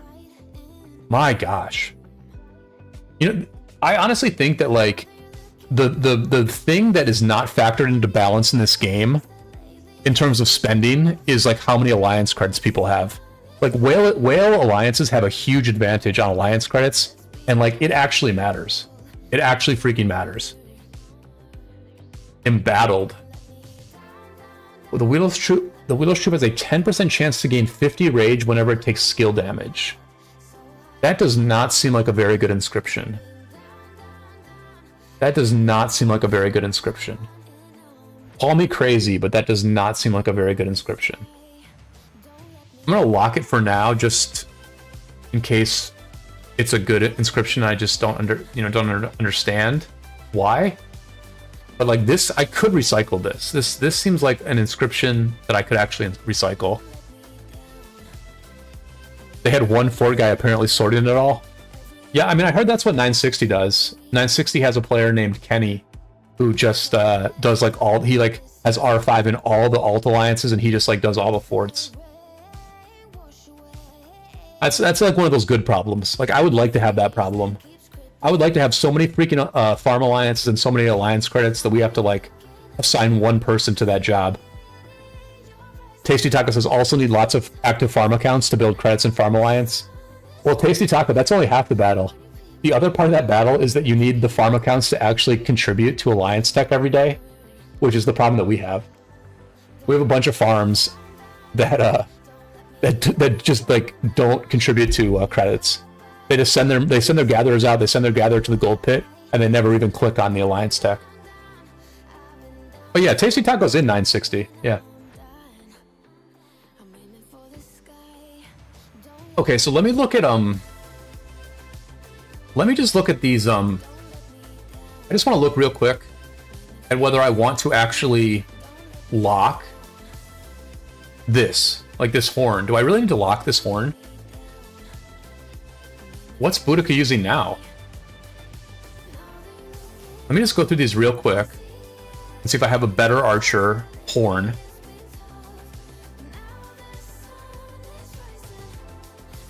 I'm surprised that Boudica doesn't have one of these now. Okay, so I have this. This is 5.4. And this is 5.1. This has more health. So this is just like flat out better. So I can just recycle this, right? Yeah, this is better, so I can just recycle this. Okay. I'm not going to recycle everything right now. I'm just going to get this out of the way now, just because like it was a decision point that I had to make.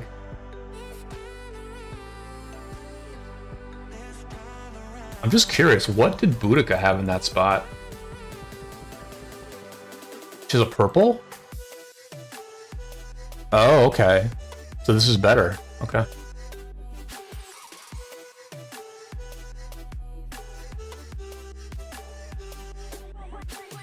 Damn, I believe here we kick inactive farms, non-contributing farms. Yeah, you know, I hadn't thought about it until this exact moment, but you can actually, and I honestly never thought about this, because I'm kind of the person who actually like monitors this during the off season. And I think Addy just noticed it today. But I actually like, I pay attention to our alliance credits like pretty much all off season. But to be honest, I completely forget that you can check this, right? Yeah, you can check this to see if people are contributing. You can check this. You know what I mean? So like we even have people in our main alliance who don't contribute. Like these people are not all inactive, right? Like these are not all inactive players, and yet they have contributed 0 to Alliance Tech. Like what's Lilo doing? What's Banano doing? All right, I'll have a talk with Love TH. Love TH is you know, Love TH is we're letting Love TH in the main alliance as a favor. The least they can do is contribute to Alliance Tech every day. Come on. You know what I mean? So yeah, I actually totally forgot that you could actually check this. So I probably could have been giving people a harder time sooner. Not so much in this alliance, but in our farm alliances. Because I think if you looked in our farm alliances, you would see some very clear patterns of farms that are using our gold pits every day, but not contributing to tech. So, yeah. Yep, there's just a lot of stuff going on in this game. You gotta pay attention to all of it. Ignore certain factors at your own peril.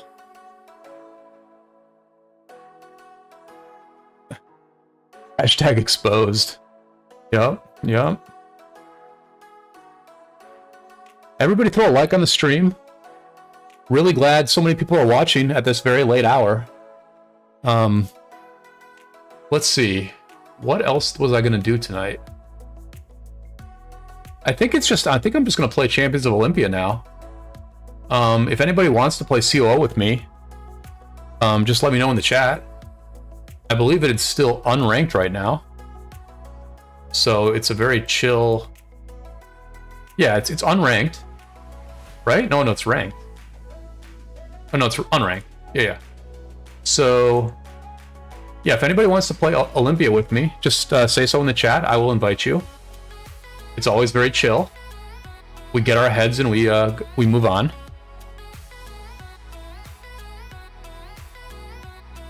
And let me make sure my gear is where I want it to be. Guan. I'm gonna put this. I'm gonna put the dagger on Guan, and I'm gonna put the vengeance on Boudica. 1+1 forts are also super important. Yeah, that's true. I mean, if 960 does 1+1 forts on their farms, then hey, shout out to them. I wouldn't be shocked if 1093 does 1+1 forts in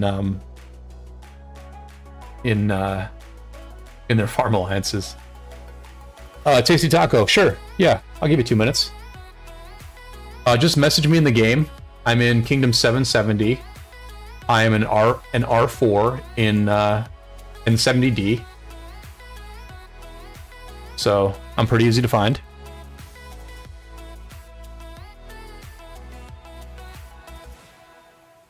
Sutu is Irish. Nice.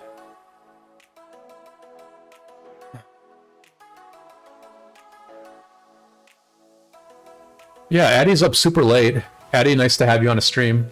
I know you don't catch him very often, but great to have you here. Participating in the chat.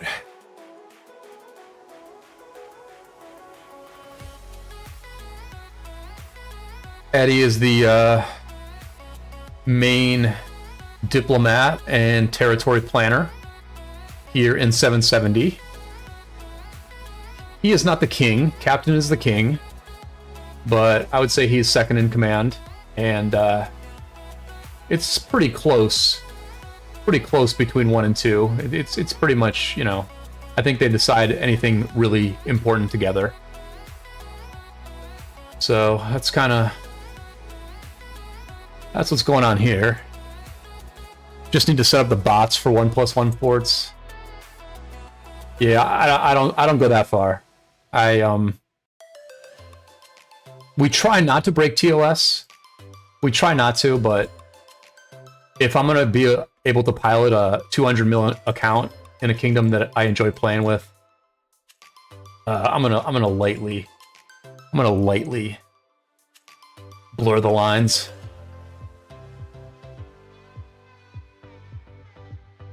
But like I said, we spend money on the account, so like literally, Lilith is benefiting from the fact that we're on that account. And I mean, it's good content, right? Like it's good content when YouTubers can cover like multiple KvKs, fight in multiple KvKs. You know, we stream that content to anyone who wants to watch. We promote the game in that way. So, you know, I hope everything is fine. I hope everything is cool.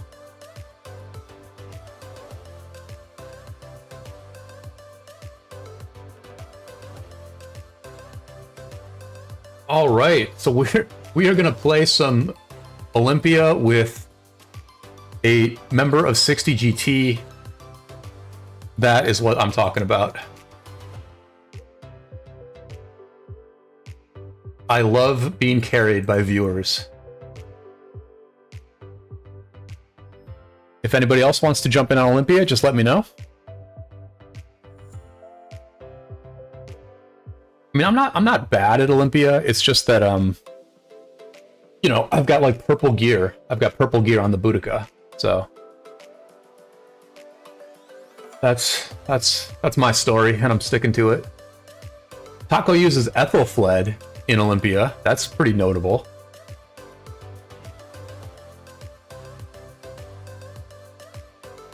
All right, so I'm probably gonna get matched up against some pretty good teams here. So let me try to like focus a little bit.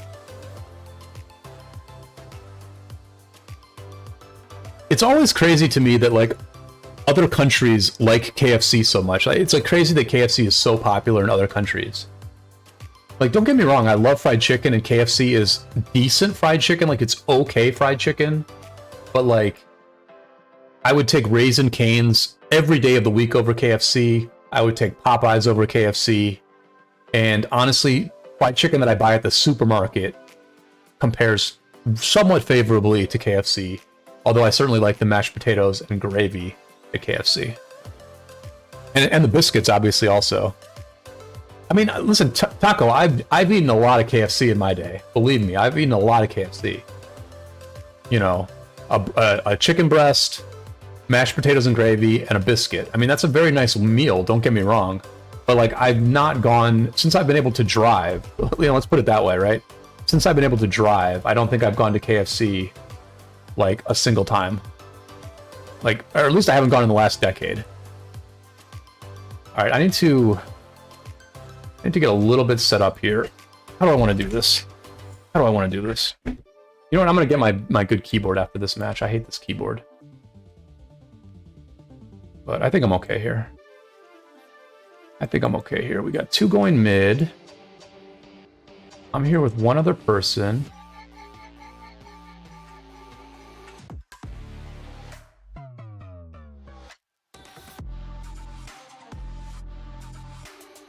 Okay, he's running. I'm gonna shadow. Oh, yeah, I'll shadow him. I'll shadow him.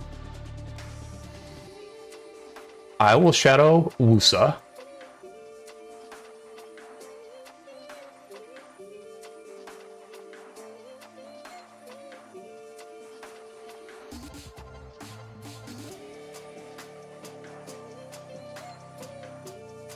I think we're okay here. I mean, Taco's still full health, so yeah, we're fine.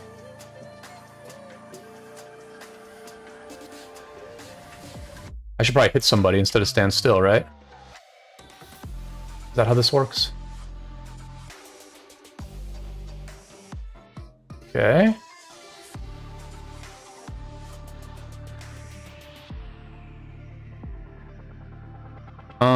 Should I go forward? I guess I'll go forward. I mean, we're fine at all these flags, so...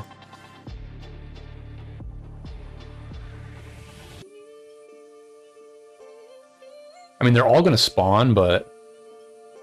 I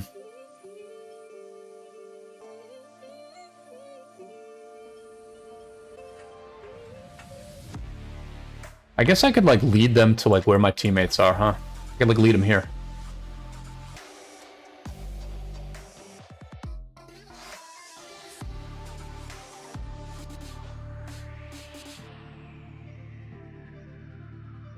Okay, so we have a big fight here. I don't think we're in, like, amazing shape.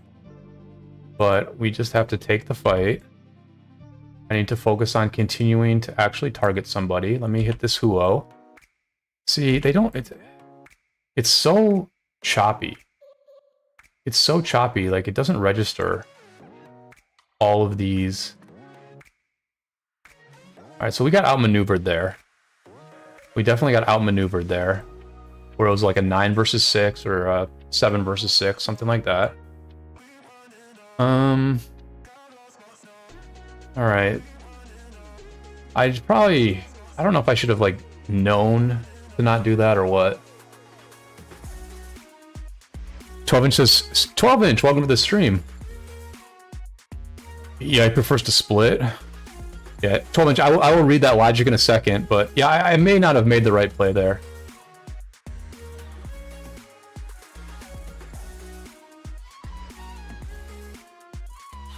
No. Alright.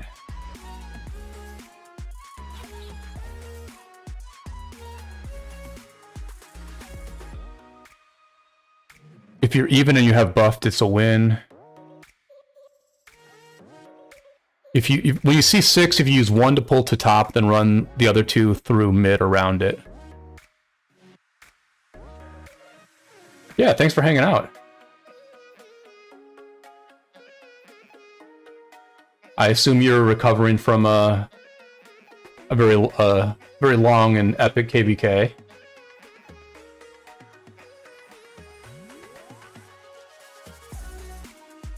Let me pull this Guan away, if I can. Didn't do a ton, but...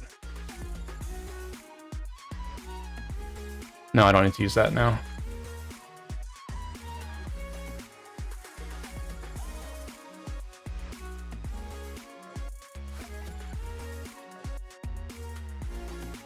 Yeah, I feel like I probably like don't play Olympia that well, because like I generally don't rank all that highly, and I'm not entirely sure why, but I think I just like can't mentally make the correct decision every single time. But I think my movement is good and my like decision making is okay. All right, first one of the day. I'm so drained. Yeah, 12-inch. The dude that's in chat right now with you, SU2C. He's in 2010, and he said he used 4.5 years of speed ups in that KvK. 4.5 freaking years. No, this is unranked. It's unranked.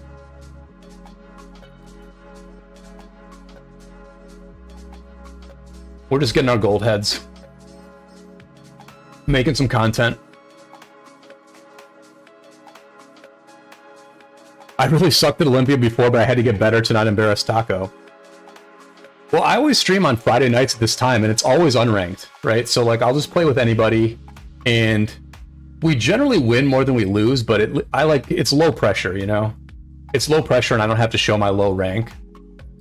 But I did join a few, my buddy Natsu added me to a few, like, in-game Champions of Olympia groups, so I'm starting to play ranked mode. I've just been busy the last week or so I haven't been able to play, but I'm getting into the ranked mode game.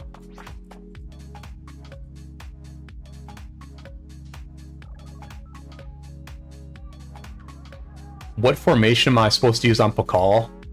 Well, like, Banks, the thing is, you should just build wedge.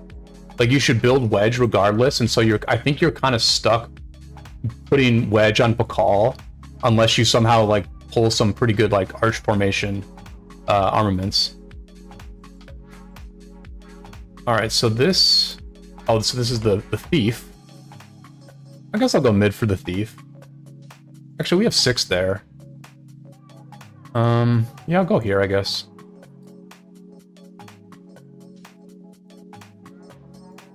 Yeah, I mean, I have VFA 17 and I have purple gear on Boudica. So, you know, I'm a journeyman COO player. But I mean, at least I kind of like the mode. Like, I don't dislike this mode.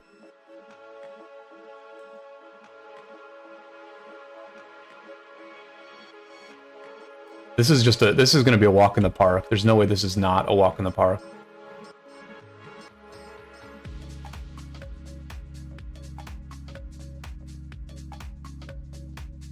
I guess my movement is horrible here.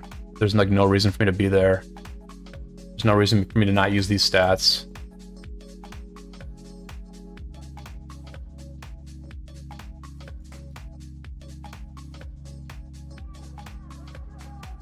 Oh yeah, I guess armaments do factor into COO. So my armaments are pretty good.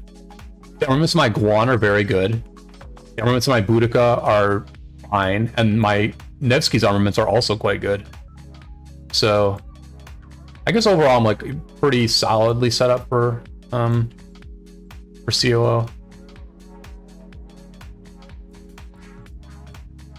Jesus, I should not have used the skill there. We just melted that dude.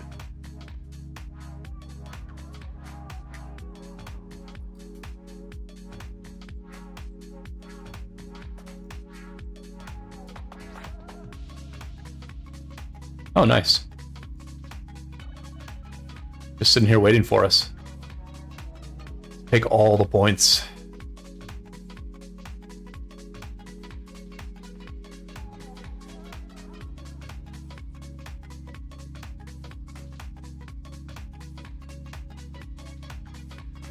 So 12-inch used 300 to 330 days of speed ups, and SU2C used 4.5 years.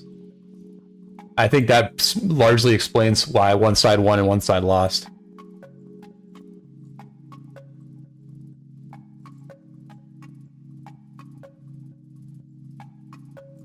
Yeah, I mean, to me, the reason Wedge is good is because, like, the main reason Wedge is better than Arch at this point, like, in my opinion, is just because, like, Hunter Inscription is so much better than Destructive Inscription. Like, Hunter is literally, the way I calculated it is that it's 8% of stats better than destructive. So like that alone is just massive.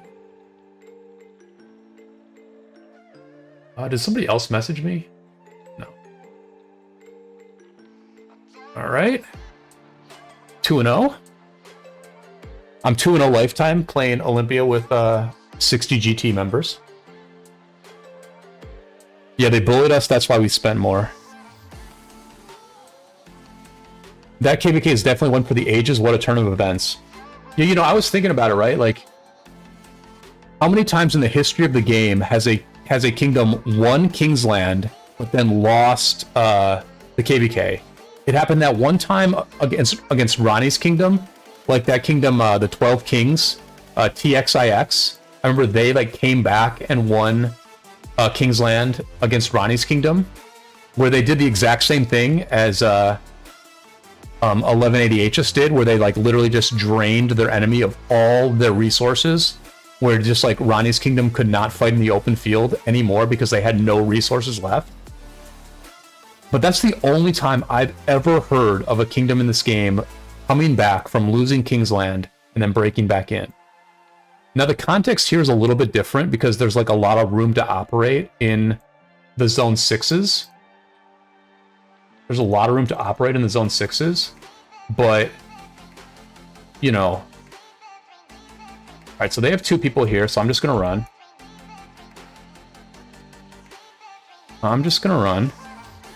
Question is, where do I go? I'm gonna go mid. Or I'll just cover, I'll cover here. Oh, this is being disputed anyway. See, I'm going here. So yeah, as far as I know, this is the second time in the game that people have... Alright, I'm just gonna run back for now and heal, because I can't do anything here. I obviously cannot do anything here.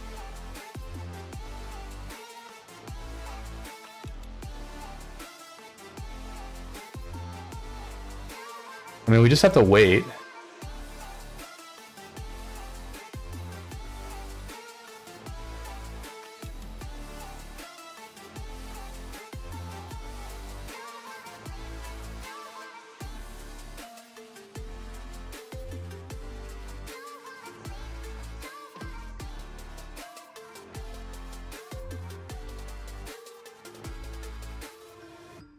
I don't know if what I'm doing is amazing here. I'm just going to tail this guy. I'm just going to keep tailing this guy. Yeah.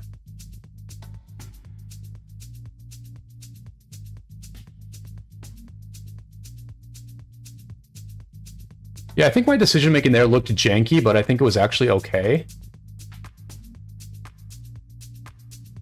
I mean, I think I have like some issues winning some of these fights 1v1, but maybe I need to take this fight here. Maybe I should have taken this fight like way sooner. Not lost the freaking... Yeah, that was not great.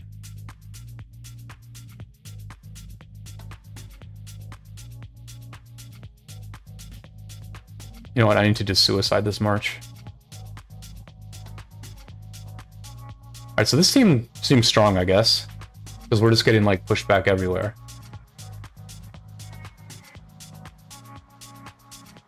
RYF. I've heard of RYF.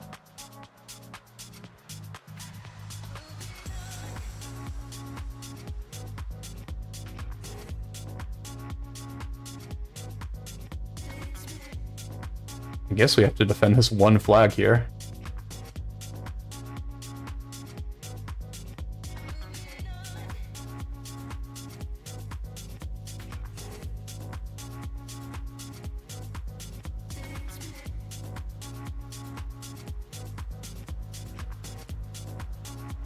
Alright, so he's going there.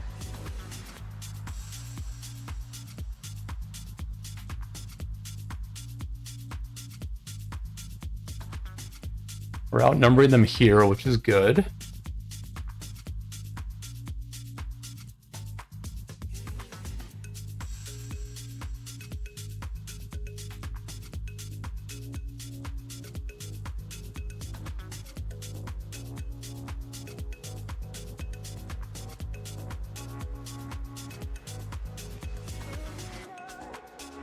I mean, I'm tempted to surrender, but like, I feel like there's a chance.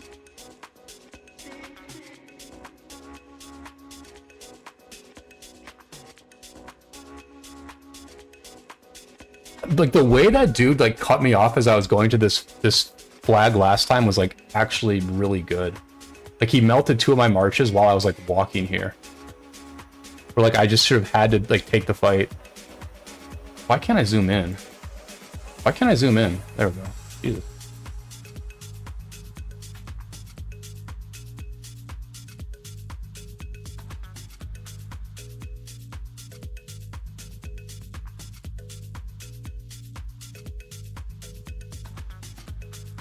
All right, now we lost.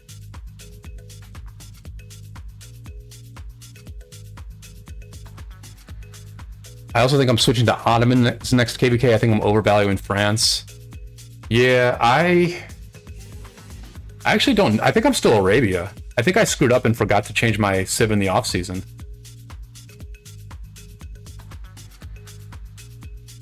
Dude, that guy from 1671 was a beast there. Guess who?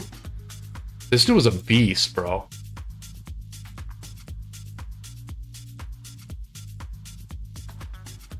%57% win rate. Why can't I click on his marches? Oh, there we go. So he's using Nevsky Joan, Honda YSG. So he's just doing pure AoE, pure damage. Because he just nuked me down so hard as I was walking to that flag. So he just went pure DPS. You know, interesting. I think I'm actually still Arabia, and I forgot to be. Yeah, I forgot to switch to Germany in the off season.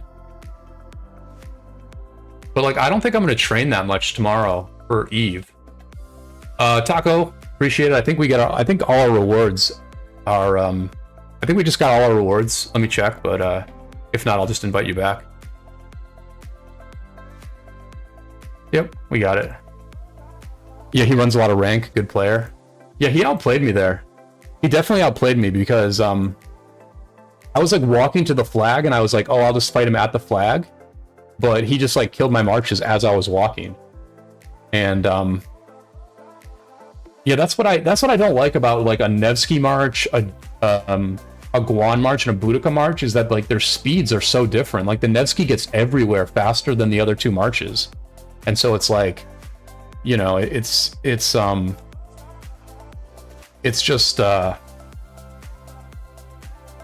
awkward. It's awkward when your Nevsky gets there before everybody else. You gotta like run away and wait for your buddies.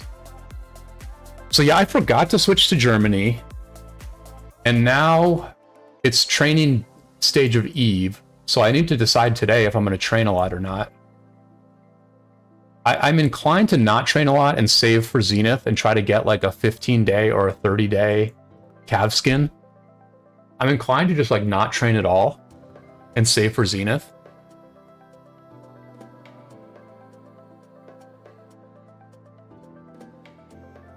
Let's see if there's any fighting going on this map. As we start to wind down a little bit,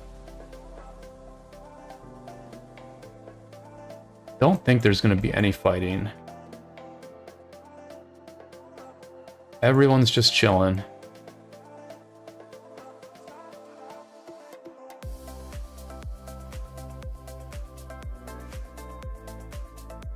Nothing going on here, really. Let's see what chat's been saying here, though. So 12 inches is still on France. So, okay, so for me, Ottoman is... Why am I resistant to Ottoman?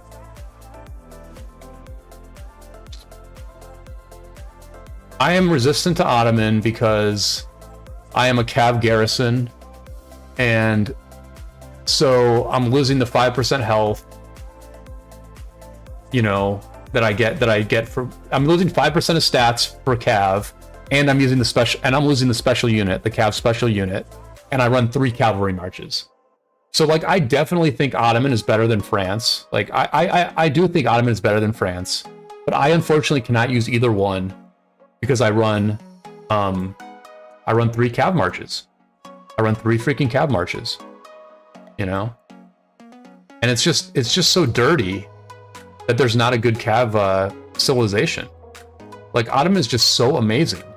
It's so freaking amazing. And cav just has nothing even in the same ballpark as this.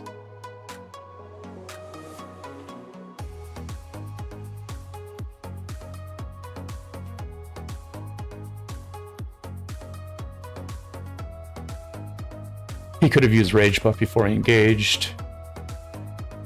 Oh, does Honda have a slow? Is that what's going on with Honda? He has a slow?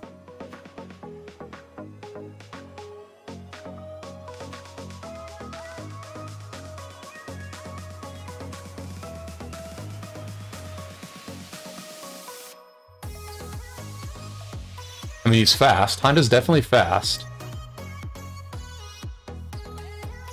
Yeah, so he slowed me. Okay, so I didn't realize Honda had a 50% slow. I honestly did not realize Honda had a 50% slow. That's insane. Yeah. Yeah, that dude from 671 owned me.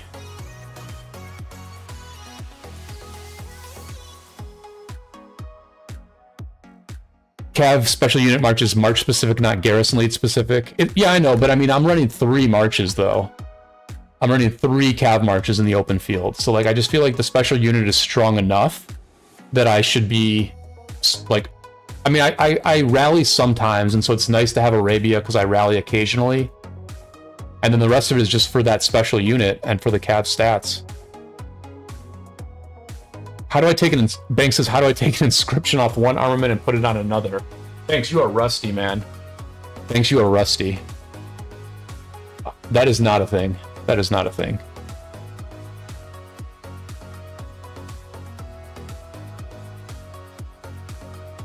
James says, 12-inch, you and Bye Bye are 2 of the best free-to-play players in the world.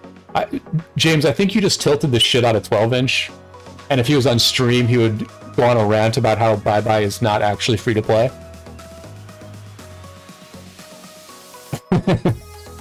But I agree, like they're both extremely good. I may not be like the best, you know, he may not be pure free-to-play. But I mean, there's a lot of amazing free-to-plays. Like our champion free-to-play, who's actually so inactive that he's not even an officer right now. Where's Mag? Look, listen. We used to have a god tier free to play, but this dude has been so inactive lately that people forgot he was an officer. Like, what's going on here? What's going on here? Why is Mag R2? Anyway, Mag is our best free to play, and he's true free to play. No, he's not true free to play. He's bought like $5 crystal bundle before. But I mean, Mag has a Zenith skin. He won a Zenith skin for infantry. He's an infantry player. He's got 5 billion KP, 22 million deads. So he's like a very good free to play.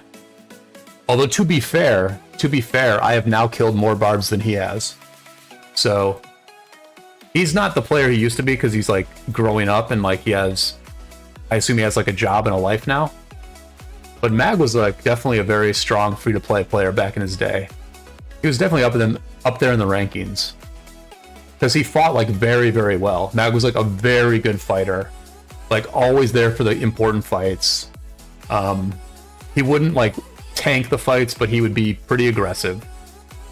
And so, you know, I don't know how like the free-to-play rankings really compare, but Mag is like the frame of reference I have. And he's definitely very good. Banks says, I'm fighting 6GGT and I don't even know how armaments work. 12-inch? 12-inch almost got zeroed? How did I miss that? Holy shit, dude. If 12-inch got zeroed, that would be... I don't know. I feel like a lot of people I feel like there are certain content creators that people would really like to see get zeroed. I think a lot of people would like to see Chisel get zeroed. I think a lot of people would like to see me get zeroed, because I think I probably talk in a pretty, like, arrogant way about the game. I think 12-inch is pretty high on the list of content creators that people would like to see get zeroed. Who else? I think people would like to see Shinshi get zeroed. Shinshi's pretty high up on the list. And I don't really know who else. Yeah, me too, though. Me too, 12-inch. Like, people aren't saying it, but I know deep down there's, like, a lot of people who want to see me get zeroed. Like, especially for, like, being as small as I am. I just think I probably rub people the wrong way with the way I talk about the game. Like, I don't give a ton of, I don't put whales on a pedestal. I don't necessarily put Imperium Kingdoms on a pedestal. So, I think, you know, I can definitely run people the wrong way, talking about that. And I probably overrate, like, leadership. Like, I probably, like, treat leadership like it's this, like, god tier skill, when it's, like, you're basically, like, a middle manager in, like, a corporation or something like that. And you're just, like, handling logistics and operations.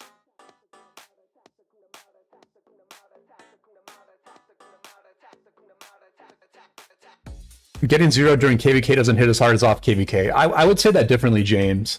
I would say that getting zeroed doesn't hit as hard if no one films it. But if somebody films it and uploads it to YouTube, it hurts pretty hard.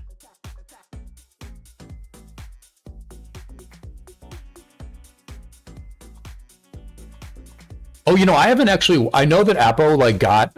I don't know if I heard he got rallied a bunch of times. I didn't realize he got zeroed. But I actually have not watched that video yet. I need to go back and watch it.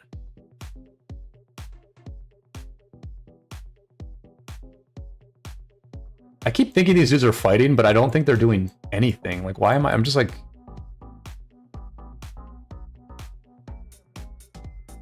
Oh yeah, they are against each other, right? Oh no, this is all the same team. Yeah. Yeah, this KvK, like, stopped having much fighting at all.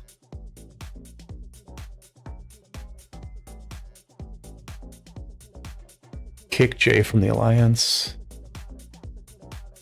12-inch says, people get upset at me because they will talk down on my achievements and gatekeep, but I just shattered the last gate, so my ego is kind of large now.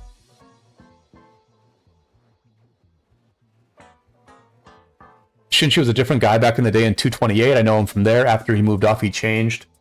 Yeah, you know, honestly, Shinshi was, like, a pretty good player in 1228. Like people forget. A lot of people weren't around back then to, like, watch Shinshi play back in 1228. But Shinshi was, like, legitimately, like, a valuable player in that kingdom. Because he was, like, an archer player. And so he... Like, I'm pretty sure he built Artemisia, and he had, like, an Artemisia garrison. And so he literally had, like, one of the best garrisons in... 1228, and then he also had, like, Ramses when Ramses was, like, so strong. Like, he ran, like, Ramses YSG, like, way back in the day. And so, like, and Shinshi would, like, contribute. He would, like, get on voice. He would he was really valuable. Like, my attitude back then was, like, Shinshi was, like, a very underrated player because he didn't necessarily talk about the game in, like, a super sophisticated way, but, like, he actually, like, knew how to contribute in a war. But then he left 1228, you know, he, like, left 1228 and went to, like, some random kingdom, you know, some, like, somebody convinced him to go to some random kingdom, probably a girl, right? Probably a girl convinced him to go to some random kingdom, and they, like, never did well. And then Shinshi just sort of drifted from being a good player after that. Yeah, SU2 said the exact thing that I just said. He was our main archer guy in 1228. Yeah, exactly. He would, like, go to the two... He would swap between the two alliances because he would be needed in different places. And yeah. He had some really good streams back in the day in 1228 because he would, like, play the voice chat. You know, he would play your guys' voice chat. And so sometimes he would be in the alliance that King Poppy Hale led. And so King Poppy Hale was, like, kind of like a maniac. And then he would go to this other alliance, like, whoever was leading the other alliance. And whenever he would be on the voice chat of the other alliance, I would always be like, Well, these guys are like actually very organized. Like they're actually like I could tell they're like very good at the game. Like maybe 1228 is better than I thought. And you know, sure enough, 1228 is still around after all these years, you know.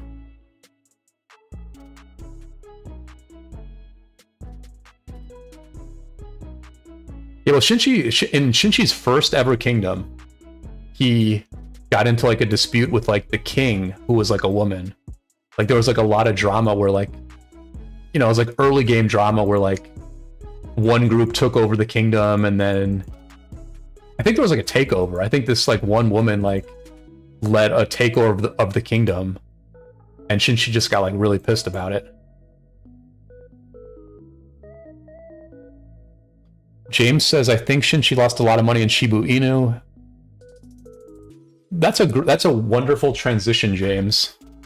Because I am sort of I'm getting close to wrapping up, but I did want to like I know people don't like care about crypto that much, and like my viewership drops when crypto goes on, but I'm just still kind of interested in Friend.tech, to be honest. And so let me like I didn't prepare this, but let me like very quickly take some screenshots of Friend.tech. Just so like you guys understand like what I'm talking about. But like basically what Friend.tech is, it's what people are calling it is social finance or social gaming. So like Friend.tech it's a game. It is a game, but it's not really a game. It's like a crypto game. It's sort of a semi-competitive, semi-cooperative way for people to make money, right? And the whole idea behind it is that this app just started. This app has gotten very, very popular. It's literally at this point doing like 5 times more daily volume than NFTs are doing. So like that whole NFT craze, Friend.tech alone is now doing like 5 times more volume than NFTs. And basically what it is you buy a key to a person's room. And all it is it's just a private chat. It's just a paid group where you chat with someone. And I know it sounds incredibly stupid, but the thing about it is, number one, you can. And I'm sending some screenshots to my computer right now. But essentially, the point of the game is that this app is very popular, and in a few months, you're going to be able to like, they're going to airdrop points to everyone who uses the app, right? Oh, let me take a screenshot of the airdrop page also, right? And this happens in crypto all the time. Like the main way to make money in crypto is that you farm new platforms and new apps, and then hopefully someday they airdrop you tokens, which you then immediately sell, and you make some good money, right? So like Arbitrum, like the site Arbitrum, like last year Arbitrum was like a new layer 2, right? There's a new layer 2. And Arbitrum, all you had to do with Arbitrum was you send some money to Arbitrum, and you send some money to Arbitrum, and you just do stuff. You do stuff on the on that network, right? You sell your ETH for USDC. Then 10 days later you sell it. You swap it back to ETH. There's various apps. There's like all these different apps that you can use on Arbitrum, right? And so I put like a little bit of money on Arbitrum, and I did maybe like 20 to 30 transactions. Like in a year time, I did like 20 transactions, and I had like a few $1,000 on there. And then Arbitrum airdropped everyone Arbitrum coins based on how much you would use the site, with limits. Like, it's not like people who use the site a ton got a way more airdrops, they just got a slightly bigger airdrop. And so the Arbitrum token was worth like $1.50 when it released. You know, it started at like $1.20, shot up to like 160, $1.60. I sold right around $1.60, and I made $5,000. I made $5,000 by investing like $1,000 in Arbitrum and just using the platform.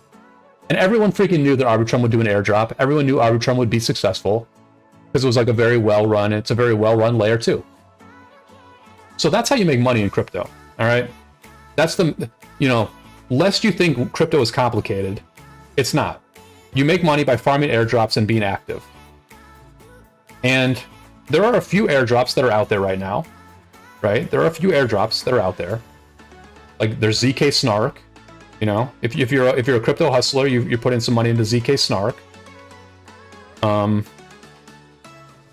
And sorry, well, here let me pull one of these up. Let me pull. All right, so this is Friend.tech, right? This is Friend.tech. This is Friend.tech. So like this is my like list of people that I've invested in Friend.tech. And these are like crypto personalities. Like here's my own key right here. Here's my Brian Kuh key. It costs you right now it costs you $23 to join my paid room in on Friend.tech. Now granted, you can ask me whatever you want on this stream, right? You can ask me anything you want on this stream for free. But the point of this is that people are all the time you're buying and selling these rooms based on like how valuable you think the room is, right?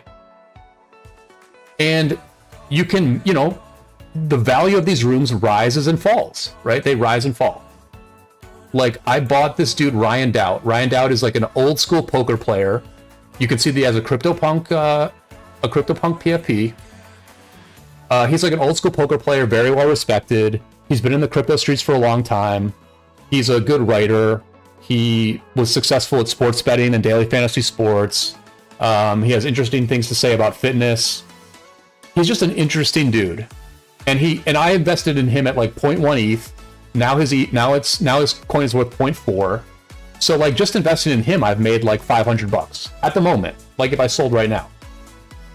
Now this is insanely risky. And then I invested in this guy Tyler D, who like runs these like Twitter Spaces and stuff.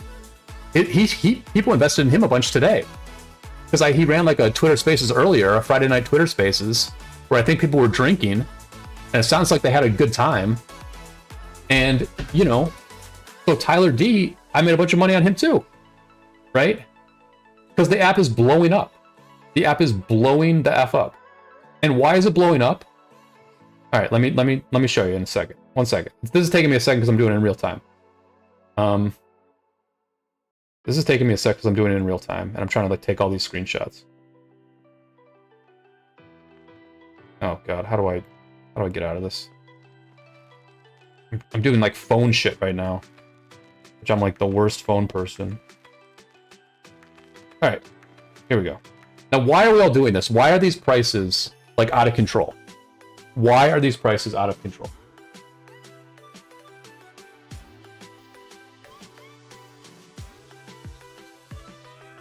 One second. Sorry. Let me ask that again. Why are these prices out of control? These prices are out of control because one of the 4 tabs on this site, there are 4 tabs. There's the home screen, the chat screen, the explore screen, and the airdrop screen.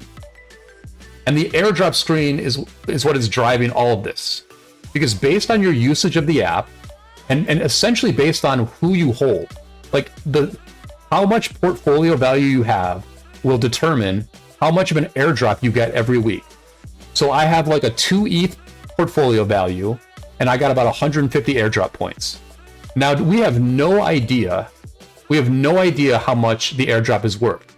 We can only speculate based on what we estimate the market value of Friend.tech to be in 3 or 4 months.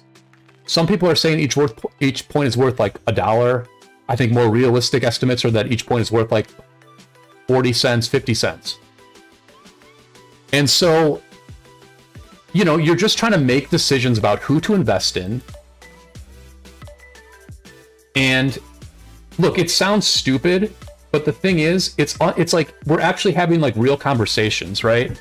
Like it's just a new form of social media. It's like instead of talking to a ton of people on Twitter to like anyone on Twitter, you're just talking to a small group of people who pay for your keys.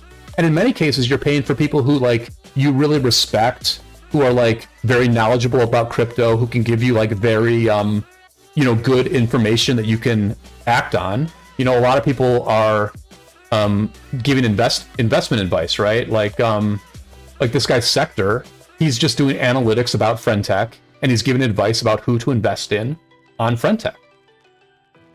Other people like me, we're just talking about random shit that we think might be interesting to the people who are holding our key. So like yesterday, I wrote about the war that I fought in yesterday. And so this is what I wrote. I wrote, you know, Snoop's version of fun is a week-long vacation at Pinehurst. Snoop Lord is like another, is somebody I know in crypto. I own his key. He's like a just absolutely based genius, basically. And he's at Pinehurst, like playing golf for a week, right? And so I said, Snoop's version of fun is a week-long vacation at Pinehurst. This is what a good time is for me. I've got a screenshot of us fighting against our enemies yesterday. One day off work and the opportunity to play on a friend of a friend's whale account in Rise of Kingdoms. Wars happen on certain days and kingdoms really need their key accounts to participate. Normally I'm a leader, which is stressful, annoying, and rewarding, but today I could sit back, listen, make no decisions, and just fight really well. A vacation. In this picture, our two armies are about to fight. We have them outnumbered, blah, blah, blah, blah, blah. I say like, and I'm leading the charge, you know, with my very powerful whale account. And like different people say different stuff. I mean, let me show you what like Ryan Dowd is talking about right now, because Dowd runs like a very, very good, chat. I mean, here's like not an amazing example, but here's like this decent example, right? And the thing with these chats is everyone sees what you say, but no one sees what like the followers say, unless you like reply to them, in which case then they do see what they say. So you're just assessing like whose chat rooms are cool to hang out in. You're assessing whose chat room will go up in value or simply hold value. All they really need to do is hold value. And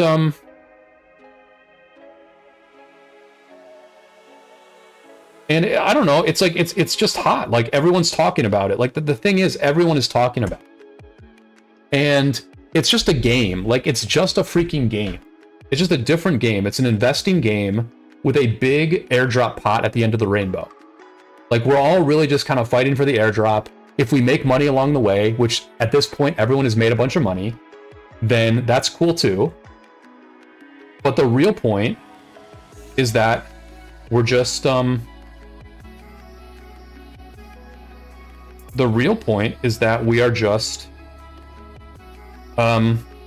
we're just hanging out, chatting with each other, having like better conversations than we've had in a long time. Like being able to like talk to somebody like Ryan Dowd is like actually really fun. He's like a super smart dude. And it's fun to interact with him. It's fun to see how he runs his chat. When my buddy Snoop Lord gets back from Pinehurst and he starts participating more again, then he's also gonna be like a great follow. Like it's great to be able to talk to Snoop about anything. And the point is people are engaged, right? Like I don't chat like that much online, like with just like random people. But like if you're gonna pay me money to chat with people online, then yeah, I'm gonna like literally say the most interesting things I can. If an interesting insight pops in my mind, I'm gonna share it with people. I mean, this is not like an amazing example, but like, so like somebody can reply to Doubt, and basically we're basically trying to figure out how the airdrops are calculated. And so this guy just like gave Doubt all his data about like what he's doing on Friend.tech. And then Doubt can just respond to it. He can like give like thorough analysis, or he can give very brief analysis. And so there's just like very, very substantive discussions happening in these chat rooms. And this is like crypto gaming, right? It's merging gaming with finance. It's adding the potential to profit to the world of gaming. And we are in the very early stages of it. There's no doubt that we are still very early. And like, this is hardly a game. This is like a social app with game elements to it. But to me, this is like super interesting stuff because like there's just money to be made at it, right? Like if you're good at a particular game in the crypto space, then you make money. It's no different than poker. Poker is a game with a certain set of rules that everyone agrees to, and then you play poker for money, and if you're good at the game, you make money. And in a world like crypto, where something like this can literally be spun up out of nowhere and no one can say no to it, these games pop up from time to time, and there are very nice opportunities to potentially make some money at it. Now, I'm not saying that anyone who is watching this should invest in Friend.tech, because the truth is you have to know a lot about crypto. You know, you have to know the people in crypto. You have to have a feel for, you know, who's going to be value. Like, I mean, I knew most of these people ahead of time, right? Like, Steven is just someone I hang out with because we both have the same PFP collection. Kix is a guy who makes Web3 games. He's made like a few pretty good Web3 games. One's called Crypto Raiders. Another is called Cyber Stadium. Tyriel is Kix's partner. You know, they're business partners. Scaly Nelson is just like a kind of like OG CryptoPunk holder who has interesting opinions. Arsenic is an artist. He's a Web3 artist. I did not know Sector before this. So, I mean, like, you have to know these people. You have to know something about these people. You have to know what they're capable of. You have to be able to assess if they're going to actually be active and put a lot of effort into this site. I invested in Doubt very early on. I invested in Doubt for like $40. I could tell that he was kind of active on the site, but then the site kind of died and everyone stopped using it. So I sold Doubt. I sold basically everybody. And then the site went like 5 days ago, the site just started going nuts again. Everybody got back into it. And so I was like, well, Doubt seemed pretty like engaged in this site. He seemed interested in this site. And so I guess I'll just buy him back. And he's been like super engaged and he's running like an amazing room. Like he's just really like saying super interesting things. He's like inspiring other people to say interesting things. And he's running like a great room.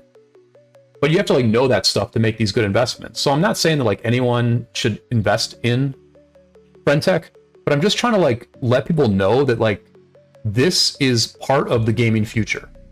It may or may not be a big part of the gaming future, but it is part of the gaming future. And you know, at the end of the day, like you could build a game like Rise of Kingdoms in Web3, and instead of look, you could build the exact same, you could build a clone of Rise of Kingdoms in Web3, and you could give us the ability to buy and sell our own accounts. Nothing that's against TOS, nothing that has to go through a third-party middleman. You could literally just you could make every account in the game could be an NFT. Like you could just literally make NFTs at the account level. Like you don't have to make every resource an NFT. You don't have to make every troop an NFT. You don't have to make every commander an NFT. You could just make the account an NFT. And then you allow us, that would give us pure ownership of the NFT. Lilith would not own the account. Lilith would not have control of the account. We would have full control of the account, and we could do whatever we want with it. We could gift it to a friend. We could sell it to a stranger, or we could just hold it for our grandkids or something, you know? And like, I would love for someone to tell me that's not a better game than Rise of Kingdoms. Like the identical game where we have ownership of our assets is literally a better game than ROK, right? If all the same people played it, if it was identical in every other way. And I think that's what the future of gaming can allow for. We're not there yet. We're not even freaking close. But I do think that the improvement to gaming, the way we improve gaming, is we make it more decentralized. We allow players to have ownership of their assets. And we just see where that goes. We see like, I think that alone can make games better, but then there are also lots of other things that can be powerful from a decentralized point of view. For example, if Rise of Kingdoms was a decentralized game, then there would never be an entity that would decide to shut it down. Like, what if Lilith one day decides to shut down Rise of Kingdoms? Then none of us can play it anymore. But in a Web3 sense, you can create a game where the rules of the game are essentially decentralized and available to anyone. Think about it like Dungeons and Dragons. When you buy like the Dungeons and Dragons kit, then you have like the Dungeon Master's Guide, you have the Player's Guide, you have the 20-sided die, and you can just play Dungeons and Dragons like all the time. Like you can play it for the next 30 years, and you can play it however you want. You don't have to play the exact way the rule book says to. You can just play it similarly to the way the rule book says. And so you have pure control of that game. And so if if some developer out there wanted to make Rise of Kingdoms in a decentralized way, they could code the game and they could give players the ability to fork the game. Like, you know, if someone wants to change certain rules about the game, if they want to nerf Dido or something, they could then change the code for Dido to be nerfed. And then they could say, hey, I made a better version of ROK. Why doesn't everyone bring their account over to my game and we'll play on my better version of ROK? And because we own our assets, we could choose to do that. We would not be locked into the original ROK. We'd be able to move our assets to the fork of the improved version.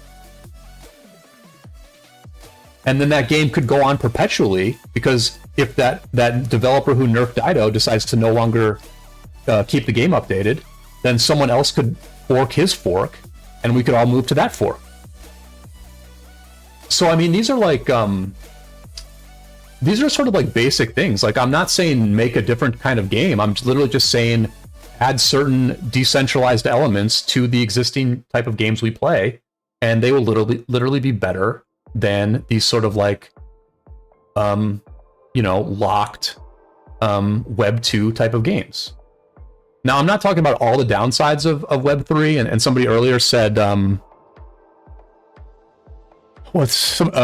earlier said something about crypto feels scammy. I mean, look, there's a million scams in crypto. There are tons of scams in crypto. Like, there's probably more scams than there are like legitimate projects. There are scams on Friend.tech. People will like create a fake Twitter account of somebody. They'll change one letter, and they will like pretend to be that person, and people will fall for those scams. They'll invest in a fake person, and then they'll lose some money. I lost like $10 the other night investing in a fake Jordan Lyle, and I only noticed it because I was in a chat of someone else who also bought it, and he pointed out that it was fake, and then I sold it like pretty quickly, so I didn't get burned too hard. But there are scams in crypto all the time. But you know, you have to, if you have the skills to like tell what's a scam and tell what is legit, then you can do well at crypto. You have to be able to snuff out the scams. You have to be able to snuff out the scammers, and you have to like figure out what is actually a legitimate project with a legitimate future. And I'm not saying that's easy, but you know, if you played like RuneScape back in the day, you're probably pretty good at figuring out scammers. If you played poker for a long time, you're probably pretty good at figuring out who's a scammer. There's a lot of poker players who do very well in crypto. There's also a lot of former RuneScape players who do very well in crypto. And there's a lot of games in crypto, so I think in general, gamers do pretty well. You know, I've done well at crypto over the years, for sure. I would not have, my account in this game would not be what it is if I had not done well at crypto. And I'm not saying it's easy, but I'm saying those opportunities are out there. And I'm not trying to push anybody to do any of this stuff. I'm just like, you know, I waited till the end of the stream, but I want to talk about what I find interesting that's going on in the world right now. And right now, Friend.tech is what's interesting to me. Let me see if I can show like a chart. Let me see if I can find like a pretty good chart, like what's happening on Friend.tech. I probably can. I mean, it is blowing up. And don't get me wrong, it could crash so hard, so fast.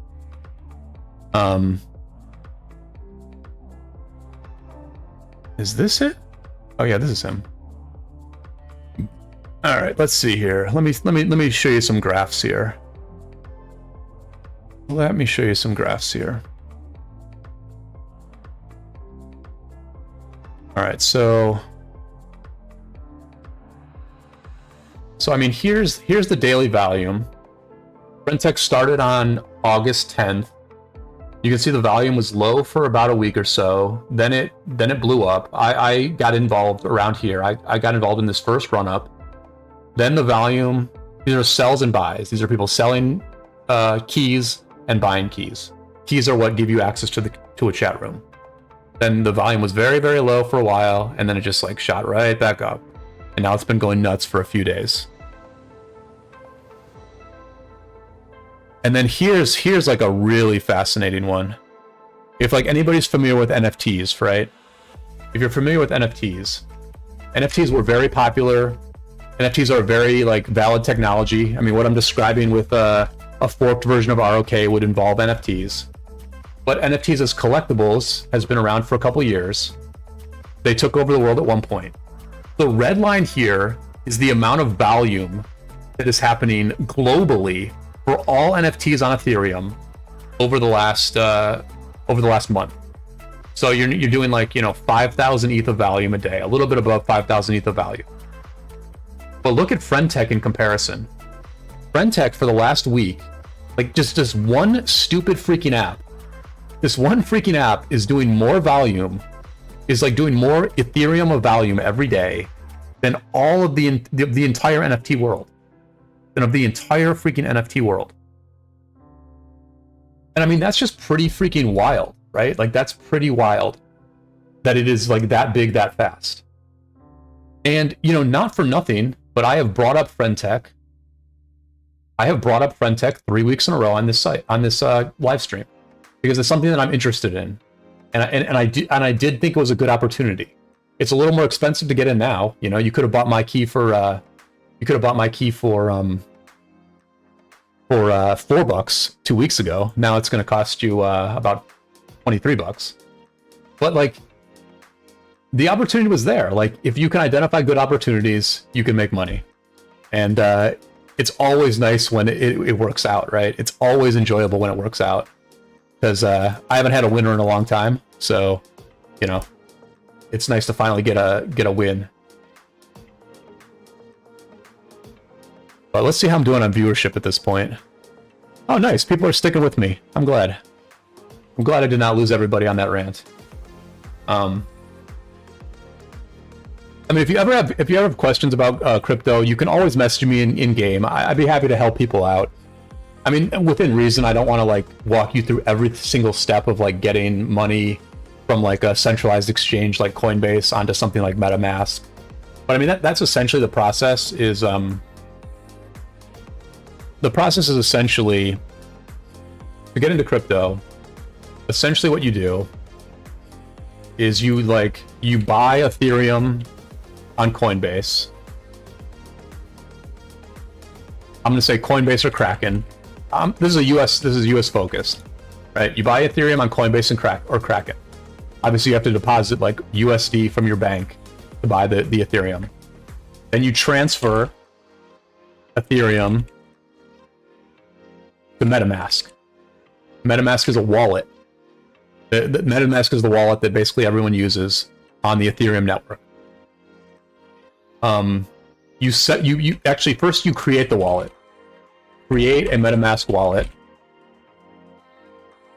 Remember your password. Write down your seed phrase for your recovery phrase. Store recovery phrase in a safe and hidden place. And then you transfer Ethereum to MetaMask. All right. So I mean, like, obviously this is kind of the first step is easy. You buy Ethereum on a centralized exchange. The second two steps are like the kind of thing that you have to do it correctly. You have to do it correctly, but like once you do it, then it just opens up opportunities. The best decision I ever made in crypto was saying to myself, I want to buy an NFT. I need to figure out how to do that. And so I had to create a MetaMask wallet, and then I wrote down my password. I memorized my password. I wrote down my recovery phrase. Let me explain the recovery phrase, okay? The recovery phrase is going to be a 12-word phrase. if someone gets your recovery phrase, then they can recreate your wallet without your password. Okay? They don't need your password if they have your recovery phrase. So your recovery phrase has to be stored in a very safe place that no one knows about. Now, potentially you can like memorize the 12-word phrase, but I mean, none of us are like, you know, trying to escape to a different country or something, so you don't need to do that. Just write down your recovery phrase, store it, you know, put it in a Ziploc bag or something where the writing is not going to get worn off, and store it somewhere very safe. One place that is very safe would be a safety deposit box at a bank, right? That's like a very good place to store your recovery phrase, right? And then once you have that MetaMask set up, you will have a very long wallet address. You know, it's going to be like, it's going to be like, you know, it's going to be like, it's going to be a lot of numbers and a lot of letters, right? And then you're gonna put this address in. You're gonna try to like withdraw from Coinbase. You're gonna hit withdraw. You're gonna select like to send it to MetaMask or send it to Ethereum. And then there's gonna be a form where you put the address in. You put the address in. You select how much money you want to send to that MetaMask wallet. There's going to be a small amount is going to be taken for the gas fee, the transfer fee from Coinbase to Ethereum, because every transaction that occurs on Ethereum uses gas. The gas is what powers the gas is what the fee that is paid to the computers that are powering the network. And then you'll have Ethereum in MetaMask, and then you're in a position of attack. At that point, you can access all the opportunities that exist on the Ethereum network vis-a-vis crypto. You can bridge, like as I did. You can then bridge your ETH to Arbitrum. Now, you don't want to do that anymore because the airdrop is gone. I'm moving my money off of Arbitrum now because there's no reason to keep it on there because the airdrop has already taken place. You can bridge to ZK Sync, which is a little bit complicated. It took me a while to figure out how to bridge to ZK Sync.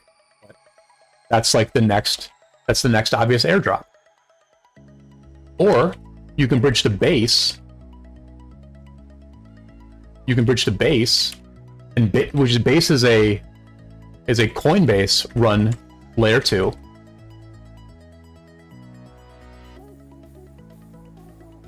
I'll just say L2. When people say L2, it's a layer 2, which is like a layer below the Ethereum network.